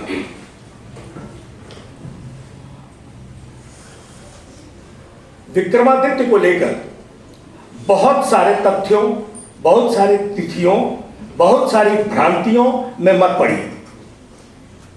विक्रमादित्य एक पर्सनालिटी हुई, इसको ध्यान में रखिए। वो हमारा नायक था जिसने इस राष्ट्र में विक्रम संवत की स्थापना की और हमारी जो मौलिक तारीख है, जो मौलिक कैलेंडर है, वो उसने दिया। हम इतना मान लें कि विक्रमादित्य एक व्यक्ति हुआ जिसने ये इतिहास रचा। आप गंधर्व सेन की चर्चा कर रहे थे। गंधर्व सेन विक्रमादित्य के पिता थे। और गंधर्व, मैं बहुत ही सूक्ष्म बात कुछ लाऊंगा संजय जी के ध्यानार्थ भी। डॉक्टर साहब आप ध्यान दीजिएगा कि विक्रमादित्य 2 भाई और 1 बहन है। बहन मैनावती है, भाई उनके जो मझले हैं उनका नाम है भर्तृहरि। भर्तृहरि बहुत ही बड़े प्रकांड विद्वान है। आप संस्कृत के आप गूगल भी तलाशें, आप तमाम चीजें भर्तृहरि के नाम से आप देखेंगे। वो विक्रमादित्य का भाई है, मझला भाई है, छोटा भाई है विक्रमादित्य। विक्रम सेन नाम है उसका। विक्रमादित्य बाद में एक उपाधि हुई और जिन तमाम विक्रमादित्यों की चर्चा हुई आप भी जानती हैं। ये सारे विक्रमादित्य टाइटल हैं, उपाधि हैं, जिन उपाधियों को बाद में लोगों ने धारण किया, अगर वो उस लायक हुए तब। किन लोगों ने उपाधियां धारण की उस पर मैं नहीं आऊंगा, मैं मूल विक्रमादित्य पर बात कर रहा हूं। अब ध्यान से सुनिए कि अभी रामलला की प्रतिष्ठा हुई, प्राण प्रतिष्ठा। सब लोग अयोध्या, राम जन्मभूमि और ये तमाम बातें कर रहे थे, लेकिन आप ध्यान से देखिए और विक्रमादित्य से जोड़िए उसको। तो विक्रमादित्य के बारे में आप ये जानती होंगी, सब लोगों को पता होगा कि विक्रमादित्य ने वो अयोध्या की खोज की थी। राम जन्मभूमि को खोजते हुए वो वहां गए थे, उस पर मैं बाद में आऊंगा। पहले आदरणीय संजय जी ध्यान दीजिएगा कि उसके पहले विक्रमादित्य जो हैं वो शैव मत के हैं, वो शिव को मानते हैं।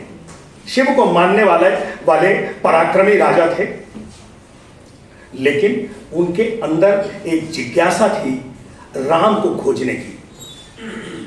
और राम को खोजने की जो जिज्ञासा थी, अब एक संयोग देखिए, उस संयोग को हो सकता है कि ये ईश्वर ने एक संयोग दिया हो कि वो गणित मैं आपके सामने रख दूं जिस पर मंथन करते रहिएगा, कि वो संयोग ये है कि जो विक्रमादित्य की जो बड़ी बहन है मैनावती ने गुरु गोरखनाथ से दीक्षा ली थी। मैनावती जो थी वो गोरखनाथ की शिष्या थी, दीक्षित शिष्या थी, और भरथरी जो थे वो भरथरी गुरु गोरखनाथ के शिष्य थे। उन्होंने गुरु गोरखनाथ से दीक्षा ली थी और बाद में विक्रमादित्य ने भी गुरु गोरखनाथ से दीक्षा ली थी। अब गुरु गोरखनाथ की कड़ी आप जोड़िए योगी आदित्यनाथ से, जिनकी एक बड़ी भूमिका रही राम जन्मभूमि के आंदोलन को लेकर। उनकी भूमिका क्या, उनके गुरुओं की, महंत वैद्यनाथ की। अगर महंत वैद्यनाथ की चर्चा अगर हम नहीं करेंगे तो राम जन्मभूमि आंदोलन का कोई मतलब नहीं होगा। अब आप ये देखिए कि शैव मत का आदमी, शिव को मानने वाला आदमी वैष्णव पीठ को की मुक्ति के लिए संघर्ष करता है, तो इसके पीछे राज क्या है? तो आपको याद दिला दें कि जब उत्तर प्रदेश में हाईकोर्ट ने जब फैसला दिया राम जन्मभूमि को लेकर, तो उस समय मैं पटना में था, मैं बिहार का रहने वाला हूं, मैं घर गया हुआ था। अचानक मेरे प्रधान संपादक का दिल्ली से फोन आया। उन्होंने कहा कि महंत अवैधनाथ जी का इंटरव्यू कर सकते हो क्या? मैंने उनसे बताया नहीं कि मैं पटना में हूं। मैं किसी तरह से भाग के, जो जर्नलिस्टिक मतलब वो प्रोफेशनल हेजार्ड है, तो वो मैं भाग के गोरखधाम आया और वहां योगी जी से मुलाकात की। योगी आदित्यनाथ उनके शिष्य थे, उस समय कुछ थे नहीं, सांसद थे। तो अवैधनाथ जी की तबीयत खराब थी और वो जो आसन पर बैठे हुए थे, तो दो शिष्य बगल अगल में वो रहते थे और रुई से वो वाइप करते थे, वो पानी उन्हें निकलता था और वो इस कंडीशन में थे। योगी आदित्यनाथ ने मुझसे कहा कि प्रभात जी अभी तो तबीयत इनकी खराब है, बात नहीं हो पाएगी। मैंने कहा 2 मिनट केवल कान में कुछ कह लेने दीजिए, हम देखते हैं बात कर पाते हैं कि नहीं। तो वो जो एक पत्रकारी है जिस पर बार बार हम आएंगे, वो जो पत्रकारी है, जिज्ञासा पत्रकारी है, सवाल है, कुरेदने वाले सवाल हैं, कान में मैंने उनके एक बात कही और वो जागृत हो गए।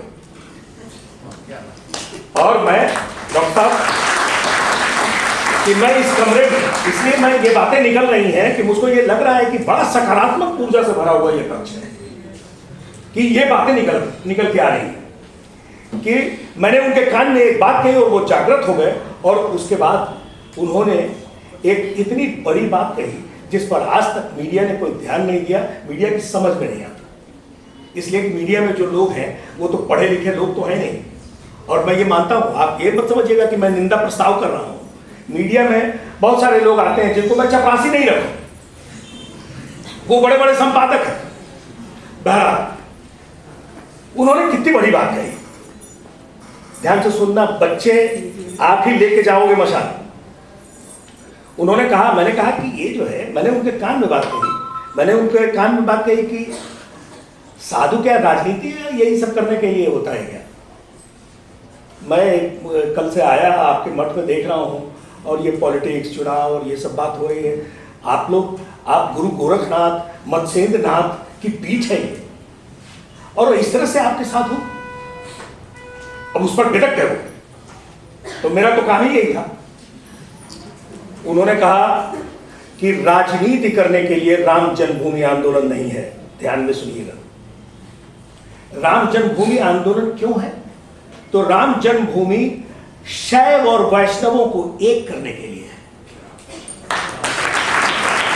इसलिए कि जो अब मैं कहता हुआ, ये बात कहता हुआ भावुक भी होता हूं और मुझको एक अजीब से फ्लैशबैक में मैं चला जाता हूं कि वो बूढ़ा आदमी जो मरनासन्न है, उसने कितनी बड़ी बात कही और कहीं इतिहास में जिक्र नहीं है। अब आप देखिए कि शैव और वैष्णवों के बीच में वो ठीक उसी तरह से झगड़ा था, और झगड़ा बहुत हद तक तो निबट गया। वो झगड़ा उसी तरह का है जैसे शिया और सुन्नी में होता है। शैवों के मंच पर वैष्णव नहीं जा सकते थे, वैष्णवों के मंच पर शैव नहीं जा सकते थे। और ये जो आंदोलन की शुरुआत हुई, ये शैव और वैष्णवों को एक करने के लिए हुई। राम जन्मभूमि तो एक वो बनाया गया, एक उपकरण, टूल बनाया गया। उन्होंने कहा कि राजनीति करने के लिए यह आंदोलन नहीं था, शैव और वैष्णवों को एक करने के लिए यह आंदोलन था। और आप ये देखिए कि राम जन्मभूमि का आंदोलन जैसे जैसे प्रखरता पर पहुंचता गया, वैसे वैसे आप देखिए कि सारी वैष्णवी पीठ हैं, वैष्णवों की जो पीठ है, वहां पर शैवों का सत्कार होने लगा, है कि नहीं? आज देखिए, आज योगी आदित्यनाथ शैव है और शैव है, लेकिन आप वो देखिए कि राम जन्मभूमि पर की पीठ पर जाते हैं, उनका अभूतपूर्व स्वागत होता है। ये पूरे देश भर में, पूरी दुनिया भर में ऐसा चल रहा है। तो अपने दिमाग में ये बात क्लियर रखिएगा कि राम जन्मभूमि आंदोलन के पीछे राजनीति की जो बात करते हैं, चुनाव और वोट की जो बात करते हैं, वो बहुत ही सतही उनका ज्ञान है, उनके पास कोई जानकारी नहीं है। दरअसल राम जन्मभूमि का पूरा आंदोलन वो शैव और वैष्णवों को, यानी सनातन के जो दो प्रमुख जो अंग थे वो विभाजित थे, उनको एक कर दिया गया। तो हम लोग इसको रेखांकित करते हैं। अब दूसरा देखिए कि वो शैव मत का प्रतिष्ठा का कार्यक्रम हो रहा था। उस समय एक कथा चलती थी, टीवी पर भी आपने देखी होगी, अखबारों में भी छपा होगा। उसमें कथा ये कि राम कहाँ मूल पैदा हुए, जिस गर्भस्थल को लेकर तमाम पॉलिटिकल नारेबाजियां होती हैं। तो विक्रमादित्य को उस मूल स्थल की तलाश थी। अचानक उन्होंने देखा, ध्यान से सुनना बच्चों की कहानी की तरह है लेकिन बहुत ही सारगर्भित है। तो उन्होंने, विक्रमादित्य ने देखा कि एक काले घोड़े पर एक काला व्यक्ति वो आया, उसने घोड़ा किनारे लगाया और सरयू में डुबकी लगाई।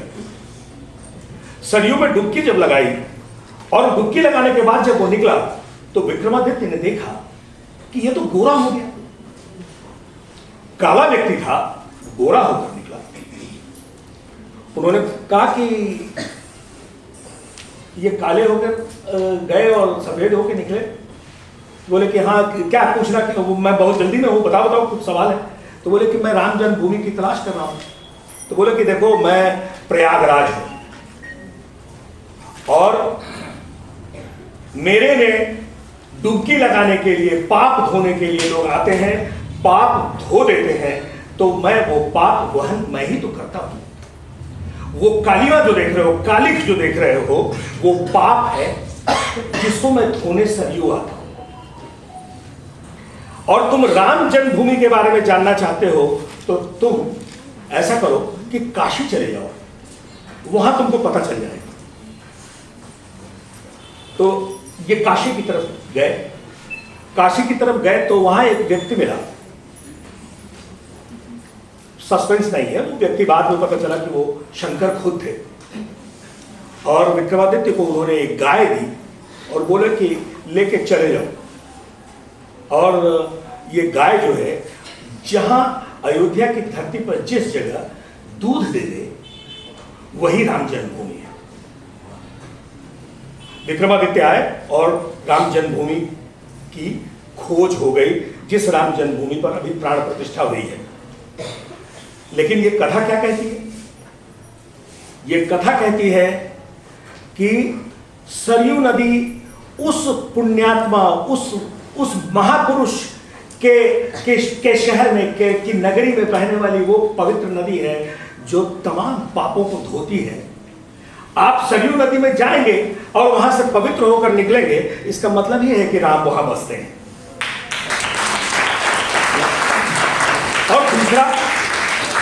और दूसरा कितना अच्छा है कि आप गाय लेकर जाएं और वो गाय अपने आप दूध दे दे।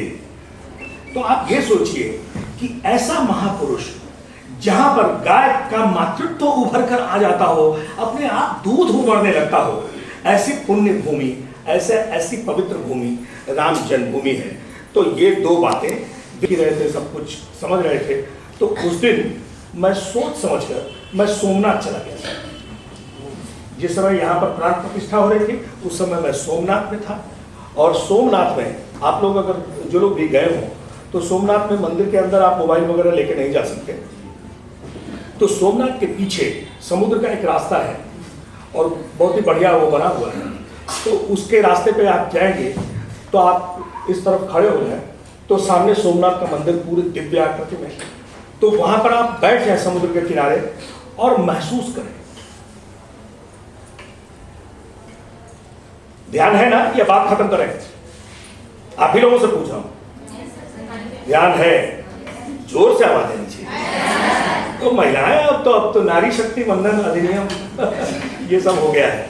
बहरहाल, तो आप अगर सोमनाथ मंदिर के उस तरफ जाएं तो आप कहीं पीछे की दुनिया में, पीछे के जगत में खो जाएंगे और आपको अपने ऊपर धिक्कार का भाव आएगा।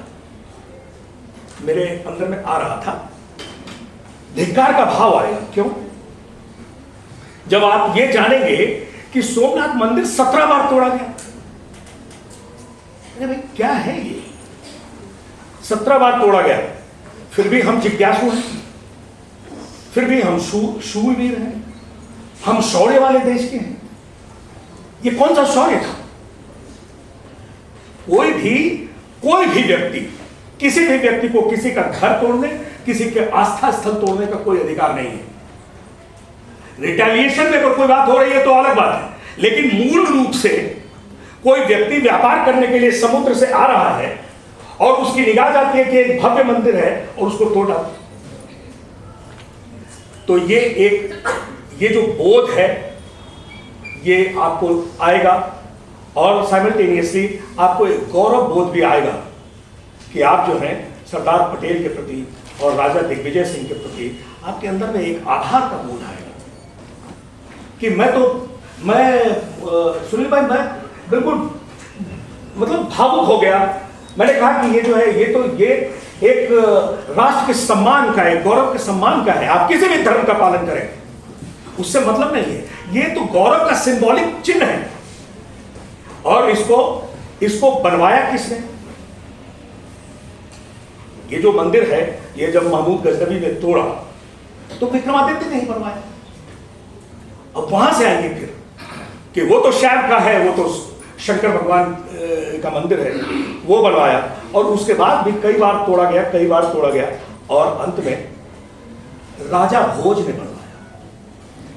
और राजा भोज कौन है?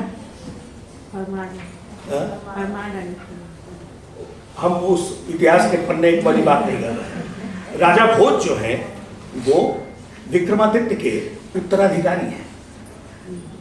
और राजा भोज आपको पता होगा, आप ये देखिए कि एक ऐसी पर्सनालिटी हुई है जिसके पीछे कथाएं चली, और वो कथाएं जो बच्चों को प्रेरित करने वाली कथाएं हैं। आप उन कथाओं को मामूली मत समझिएगा, बैताल पचीसी हो या आप सिंहासन बत्तीसी हो, ये केवल ये कथाएं, ये कहानियां नहीं है बच्चों को फुसलाने वाली। इन सारी कहानियों में अर्थ है।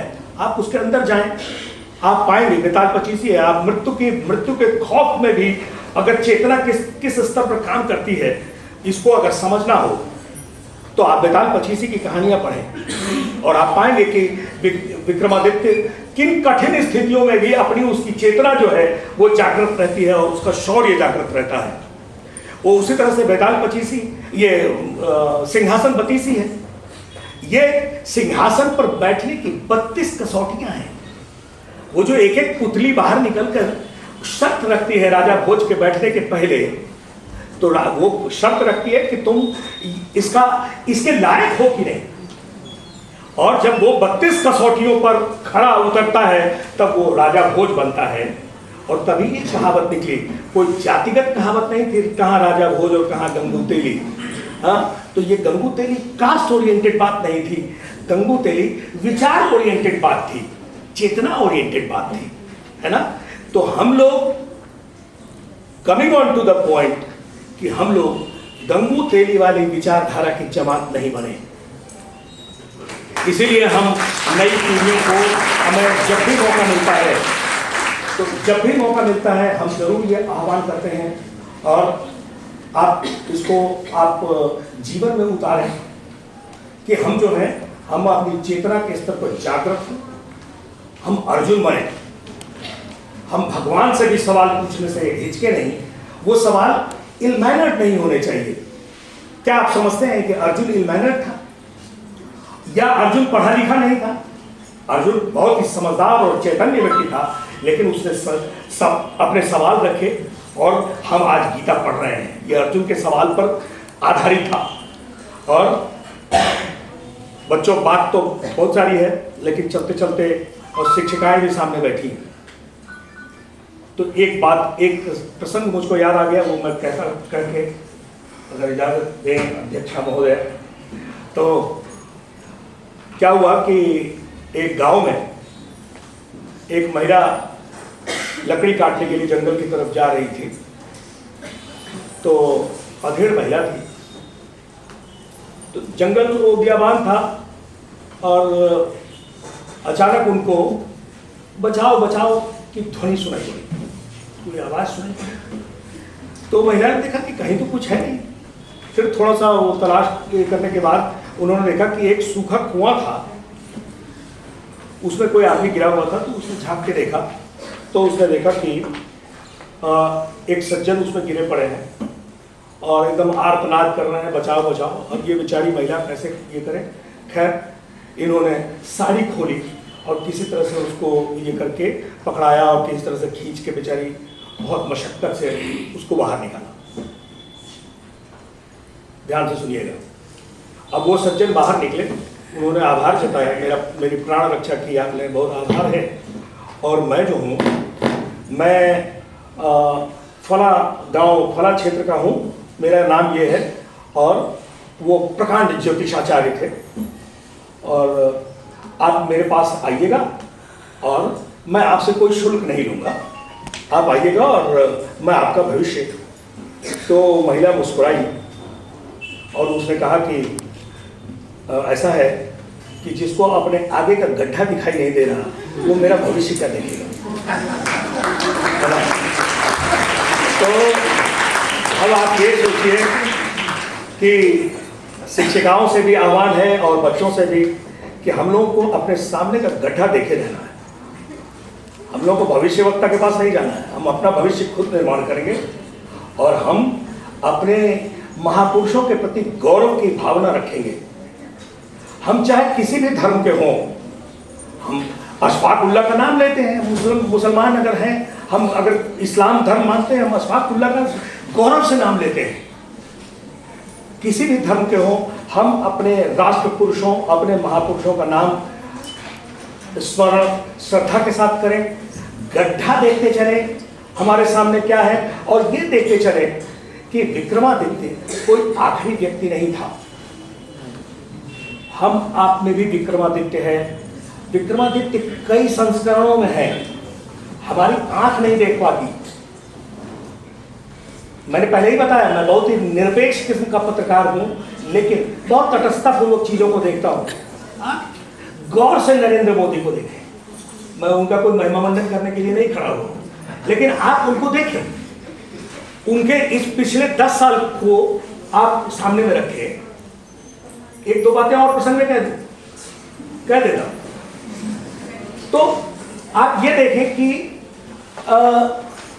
इन्होंने 10 साल में जो प्रयोग, इसका मतलब है कि कहीं इस प्रकृति में, कहते हैं ना कि प्रकृति में शरीर जाता है, आत्मा रहती है। तो विक्रमादित्य की आत्मा इस कमरे में भी होगी, आप लोगों के ऊपर भी होगी, नरेंद्र मोदी के भी ऊपर भी, नवरत्न के भी उस फार्मूले पर ये भी चलते हैं। तो आप उठा के देख लें, अमित शाह हो, डोभाल हो, निर्मला सीतारमण हो, इस तरह जयशंकर हो, तो इस तरह से बहुत सारे नाम हैं। तो उस तरह से अगर आप नाम देखेंगे तो वो नवरत्न के साथ चलने वाले व्यक्ति हैं जो विक्रमादित्य की तरह साम्राज्य जीत रहे हैं। आप सिंबॉलिक तरीके से देखें कि आप जो है किस तरह से उन्होंने साम्राज्य जीता, किस तरह से। अब वो बाकी चीजें तो भाजपाई लोग बताएंगे और आप लोग अखबार में पढ़ते होंगे, है ना। अब ये देखिए कि 75 साल का जो रेफरेंस मैंने सुनील भाई से थोड़ी सी इजाजत से ली, वो जानकारी आप लोगों को जरूरी है जानना कि देश जब आजाद हुआ, लोग मुझसे कहते हैं कि बहुत ही आप तो एंटी संवैधानिक बात करते हैं। हाँ, मैं करता हूं कि देश आजाद हुआ, तथाकथित रूप से आजाद हुआ। आजाद तो 2 सत्ता का विभाजन हुआ, वो तो केक की तरह काट लिया, तू पाकिस्तान ले जा मैं भारत ले जाऊंगा, और उसके बाद तथाकथित आजादी मिल गई। उसके बाद जब सम्मान करता हूं बच्चों, सब लोगों में विक्रमादित्य की आत्मा का वास हो।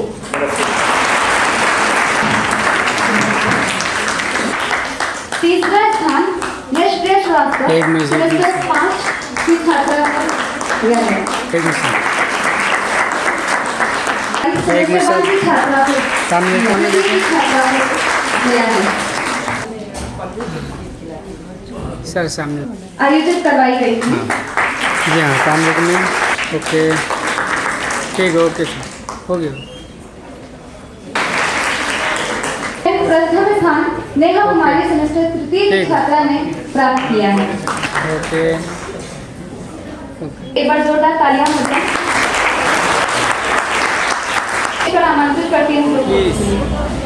हाँ ओके, ठीक है, ओके। मंच पर आमंत्रित करती हूँ कि वह अपने वचनों से हमें इतनी स्ट्रांग है कि डेट्स याद करना। जब हम कंपटीशन की तैयारी कर रहे थे तो हिस्ट्री से इसीलिए घबराते थे क्योंकि उसमें तिथियां और सन जो है याद करने पड़ते थे, पर आपको सब याद है और आपके पास बहुत ही समृद्ध लाइब्रेरी है, जो कि मुझे लगता है कि बहुत सारे महाविद्यालयों में भी उतनी समृद्ध लाइब्रेरी नहीं होगी।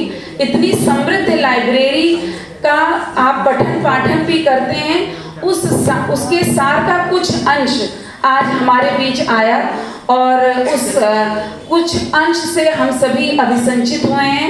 हमारी छात्राओं का, शिक्षिकाओं का, मेरा खुद का, हम सभी का ज्ञानवर्धन हुआ और ऐसे ही हम चाहेंगे कि आगे भी आप अपना समय हमारे महाविद्यालय की छात्राओं को का मार्ग प्रशस्त करने के लिए दें। आज तो एक विषय, जब मुझे संगीता जी ने कहा कि कार्यक्रम कराना है तो वो कन्फ्यूजन हो रहा था क्योंकि मैंने भाई साहब से कहा था कि आपको इतिहास संकलन की ओर से हमारे कार्यक्रम में एक विस्तृत विषय पर आपका ही खाली व्याख्यान होगा, ऐसा मैं कार्यक्रम आपका मांग रही थी। फिर ये बीच में बात आई तो मुझे थोड़ा सा कन्फ्यूजन हुआ कि ये खाली विक्रमादित्य को ही क्यों लिया जा रहा है, तो ये कार्यक्रम अलग है। आगे हम फिर भाई साहब को डिटेल में और सिर्फ उन्हीं को सुनेंगे क्योंकि वो बोलते ही जाएंगे, आप सुनते ही जाएंगे क्योंकि उनके पास ज्ञान का इतना भंडार है। तो हमारी जो छात्राएं हैं उनको ये सीखना होगा कि पुस्तकों से आपको प्रेम करना होगा। लाइब्रेरी खाली पड़ी रहती है और लाइब्रेरीज में आप लोग नहीं जाती हैं, मुझे गेट पे खड़े होकर आपको रोकना पड़ता है कि आप लाइब्रेरी जाइए। हर साल लाइब्रेरी में पुस्तकें आती हैं जो अगर आपकी अभिरुचि है, मैं तो कहती हूँ अगर आपको भी कोई पुस्तक मंगानी है तो आप बताइए और अगर वो क्वालिटी की पुस्तक होगी तो वो मंगाई जाएगी, पर आपके अंदर वो जिज्ञासा तो हो। अगर संजय जी भाई साहब का आपने इतना ज्ञानवर्धक उद्बोधन सुना, आपने प्रभात रंजन दीन जी उनका जो है पूरा एक्सपीरियंस सुना और उन्होंने आपको कितनी गूढ़ बातें बताई और एक व्यक्तित्व निर्माण में वो कितनी सहायक हो सकती हैं और कितना कनेक्ट कर पा रहे थे। एक पत्रकार का और एक नेता का एक गुण होता है, आप नेता भले ना हो, किसी पार्टी से ना हो, पर वो कनेक्टिविटी जरूरी होती है और वो कनेक्टिविटी अंतिम पंक्ति तक थी आपकी। मुझे ये मैं बैठी हुई थी मंच पर तो ये दिख रहा था कि कनेक्टिविटी आपकी थी। तो ऐसा प्रभावशील वक्ता हमारे बीच थे, ये हमारा सौभाग्य है। तो मैं अपने मुख्य वक्ता संजय जी भाई साहब और मुख्य अतिथि प्रभात रंजन दीन जी, दोनों लोगों का हृदय से नवयुग कन्या महाविद्यालय परिवार की ओर से आभार प्रकट करती हूँ। गिरीश गुप्ता जी, जिनको आप सोचिए वो कितने फेमस डॉक्टर हैं कि गिरीश गुप्ता आप नाम किसी का सुने तो आपको फर्स्ट क्लिक में यही लगता है कि ये वही है। फिर भी मुझे एक संशय हुआ कि वो तो डॉक्टर हैं तो वो नववर्ष चेतना समिति में मतलब में किसी पद पे होंगे, मुझे नहीं मालूम था। और सुनील जी भी हमारे बीच हैं, वो सचिव हैं नववर्ष चेतना समिति के। मेरे सहपाठी रहे अरुण जी, मैं और बाकी लोगों का तो नाम नहीं जानती हूँ। अरुण मिश्र जी जो है मेरे सहपाठी रहे, कभी कभी उनका भी निमंत्रण है इस नववर्ष चेतना समिति के कार्यक्रमों के लिए मेरे पास आता था। तो नववर्ष चेतना समिति जैसा 2007 या 9 आपने बताया कि तब से काम कर रही है लगातार, और गुड़िया घाट पे भी ये कार्यक्रम जब आपका चैत्र नवरात्र आता है तो उसका जब हम इसको नववर्ष मानते हैं, मनाते हैं, ये बात से मैं पूर्णतः सहमत हूँ कि आपके प्रयासों से संस्कार भारती जो संघ की एक शाखा की तरह काम करती है, उसके विचारों से प्रभावित कार्य करती है। तो इन दोनों समितियों ने इतना अच्छा कार्य किया है कि अब हम नव वर्ष की बधाई चैत्र नवरात्र के प्रथम दिन भी देते हैं और कई कार्यक्रम जो हैं कराए जाते हैं, पूजा पाठ भंडारे। तो ये भी अच्छा है और आप देखते हैं कि उस समय हमारी प्रकृति कितनी प्रफुल्लित होती है और हम उस नव वर्ष को शराब पीकर और केक काट के नहीं मनाते हैं, हम उस नव वर्ष को अपनी संस्कृति के अनुसार मनाते हैं। जैसा कि राम जन्मभूमि आंदोलन के बारे में जब चर्चा की प्रभात जी ने और महंत अवैधनाथ जी ने एकदम से इतना जागृत होके उन्होंने कहा कि ये कोई राजनीतिक लड़ाई नहीं, ये सनातन धर्म को जोड़ के रखने की एक वैष्णव और शैव दर्शन जो मानते हैं अलग अलग, तो उनको उनकी यात्रा है, उनकी लड़ाई, क्योंकि आप वो अलग कैसे थे ये तो मैं कभी मान ही नहीं सकती, क्योंकि जो है राम जी शिव की पूजा करते हैं, शिव जी राम की पूजा करते हैं। तो ऐसे ही हम लोग एक दूसरे को पूछते हुए, एक दूसरे को समझते हुए ऐसे ही आगे बढ़ें और अपनी सनातन संस्कृति के लिए कार्य करें, ये हमारा दायित्व है। और मैं इतिहास विभाग की प्रोफेसर संगीता शुक्ला जी को भी धन्यवाद देती हूँ कि उन्होंने, और बधाई भी देती हूँ कि इतना अच्छा आयोजन किया। उनकी सहयोगी अंबिका वाजपेयी जी और आभा पाल जी कि आपने इस कार्यक्रम का को कोऑर्डिनेट किया, पूरा संचालन किया। और अभी जो मैं यूनिवर्सिटी में हमारे इंस्टीट्यूशनल लीडरशिप पूरा कॉन्फ्रेंस चल रही है और उसमें यूजीसी के जो है डायरेक्टर्स लेके नैक के डायरेक्टर सब हैं, सबका फोकस यही है इंडियन नॉलेज सिस्टम पे हम अपनी छात्र जो स्टूडेंट ओरिएंटेड नॉलेज हो और वो भी जो है इंडियन नॉलेज सिस्टम से हम कैसे जोड़ सकें। तो आज मैंने अपने आप को यहाँ as a leader of institution यहाँ ज़्यादा उचित समझा कि मुझे रहना चाहिए, क्योंकि बड़ा दिक्कत होती है। मैं यहाँ पे ये स्वीकार करना चाहूँगी कि जब हम किसी विद्वत वक्ता को बुलाते हैं तो शिक्षिकाओं को प्रेरित करना, फिर छात्राओं को प्रेरित करना कि आप वहाँ पे उपस्थित हों, ये बड़ा विकट संकट है और ये बहुत शर्म की बात है। मैं तो यही कहूँगी कि जिस महाविद्यालय में 2000 छात्राएं हैं और उसमें 150 लोगों की उपस्थिति भी ना हो पाए, जबकि मैं ये चाहती थी कि यहाँ पे आर्ट्स से ही मुझे लग रहा था सारी छात्राएं नहीं बैठ पाएंगी, पर हमको सभी और फैकल्टीज को भी कहना पड़ा। तो ये अवलोकन का समय है। हम बातें तो बड़ी बड़ी कर लेते हैं पर उन बातों को हम अपने जीवन में उतार सके। हम सुन भी लेते हैं, हम पढ़ भी लेते हैं, पर अपने जीवन में उतारते नहीं।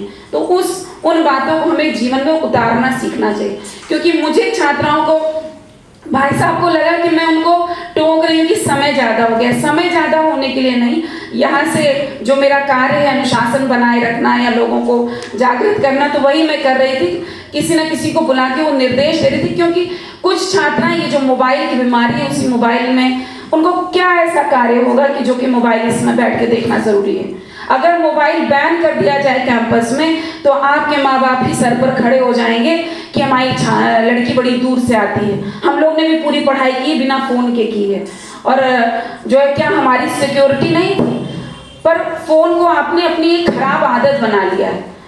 तो लगातार आप फ़ोन में क्या देखें, जो कि इतने मूर्धन्य विद्वान यहाँ से बोल रहे हैं।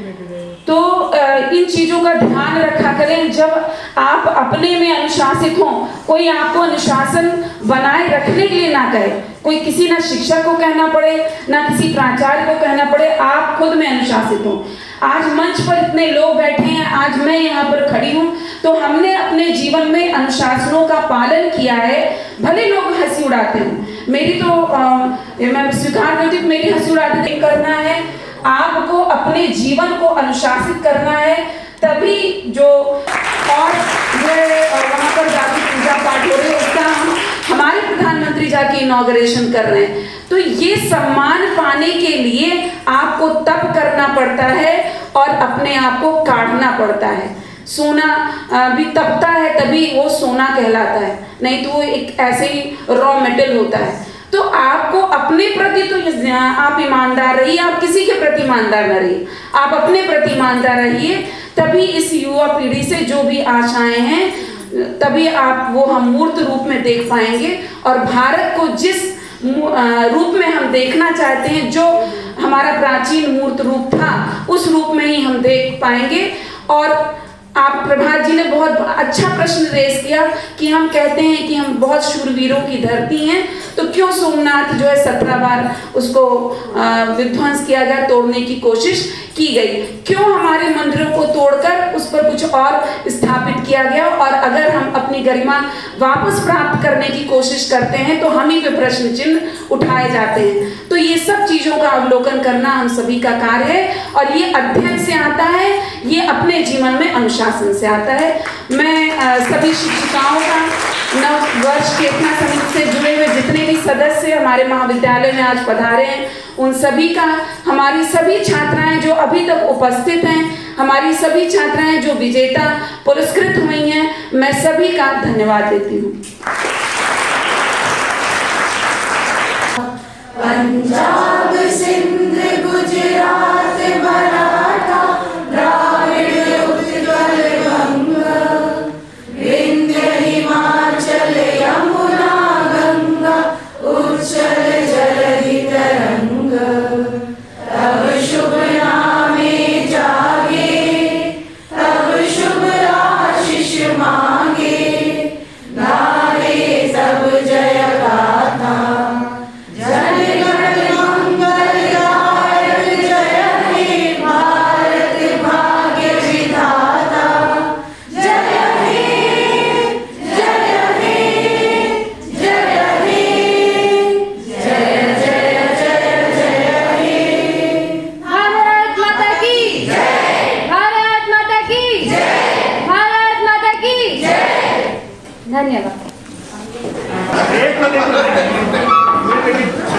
और मैं अपनी तरफ से आपको एक में सर जी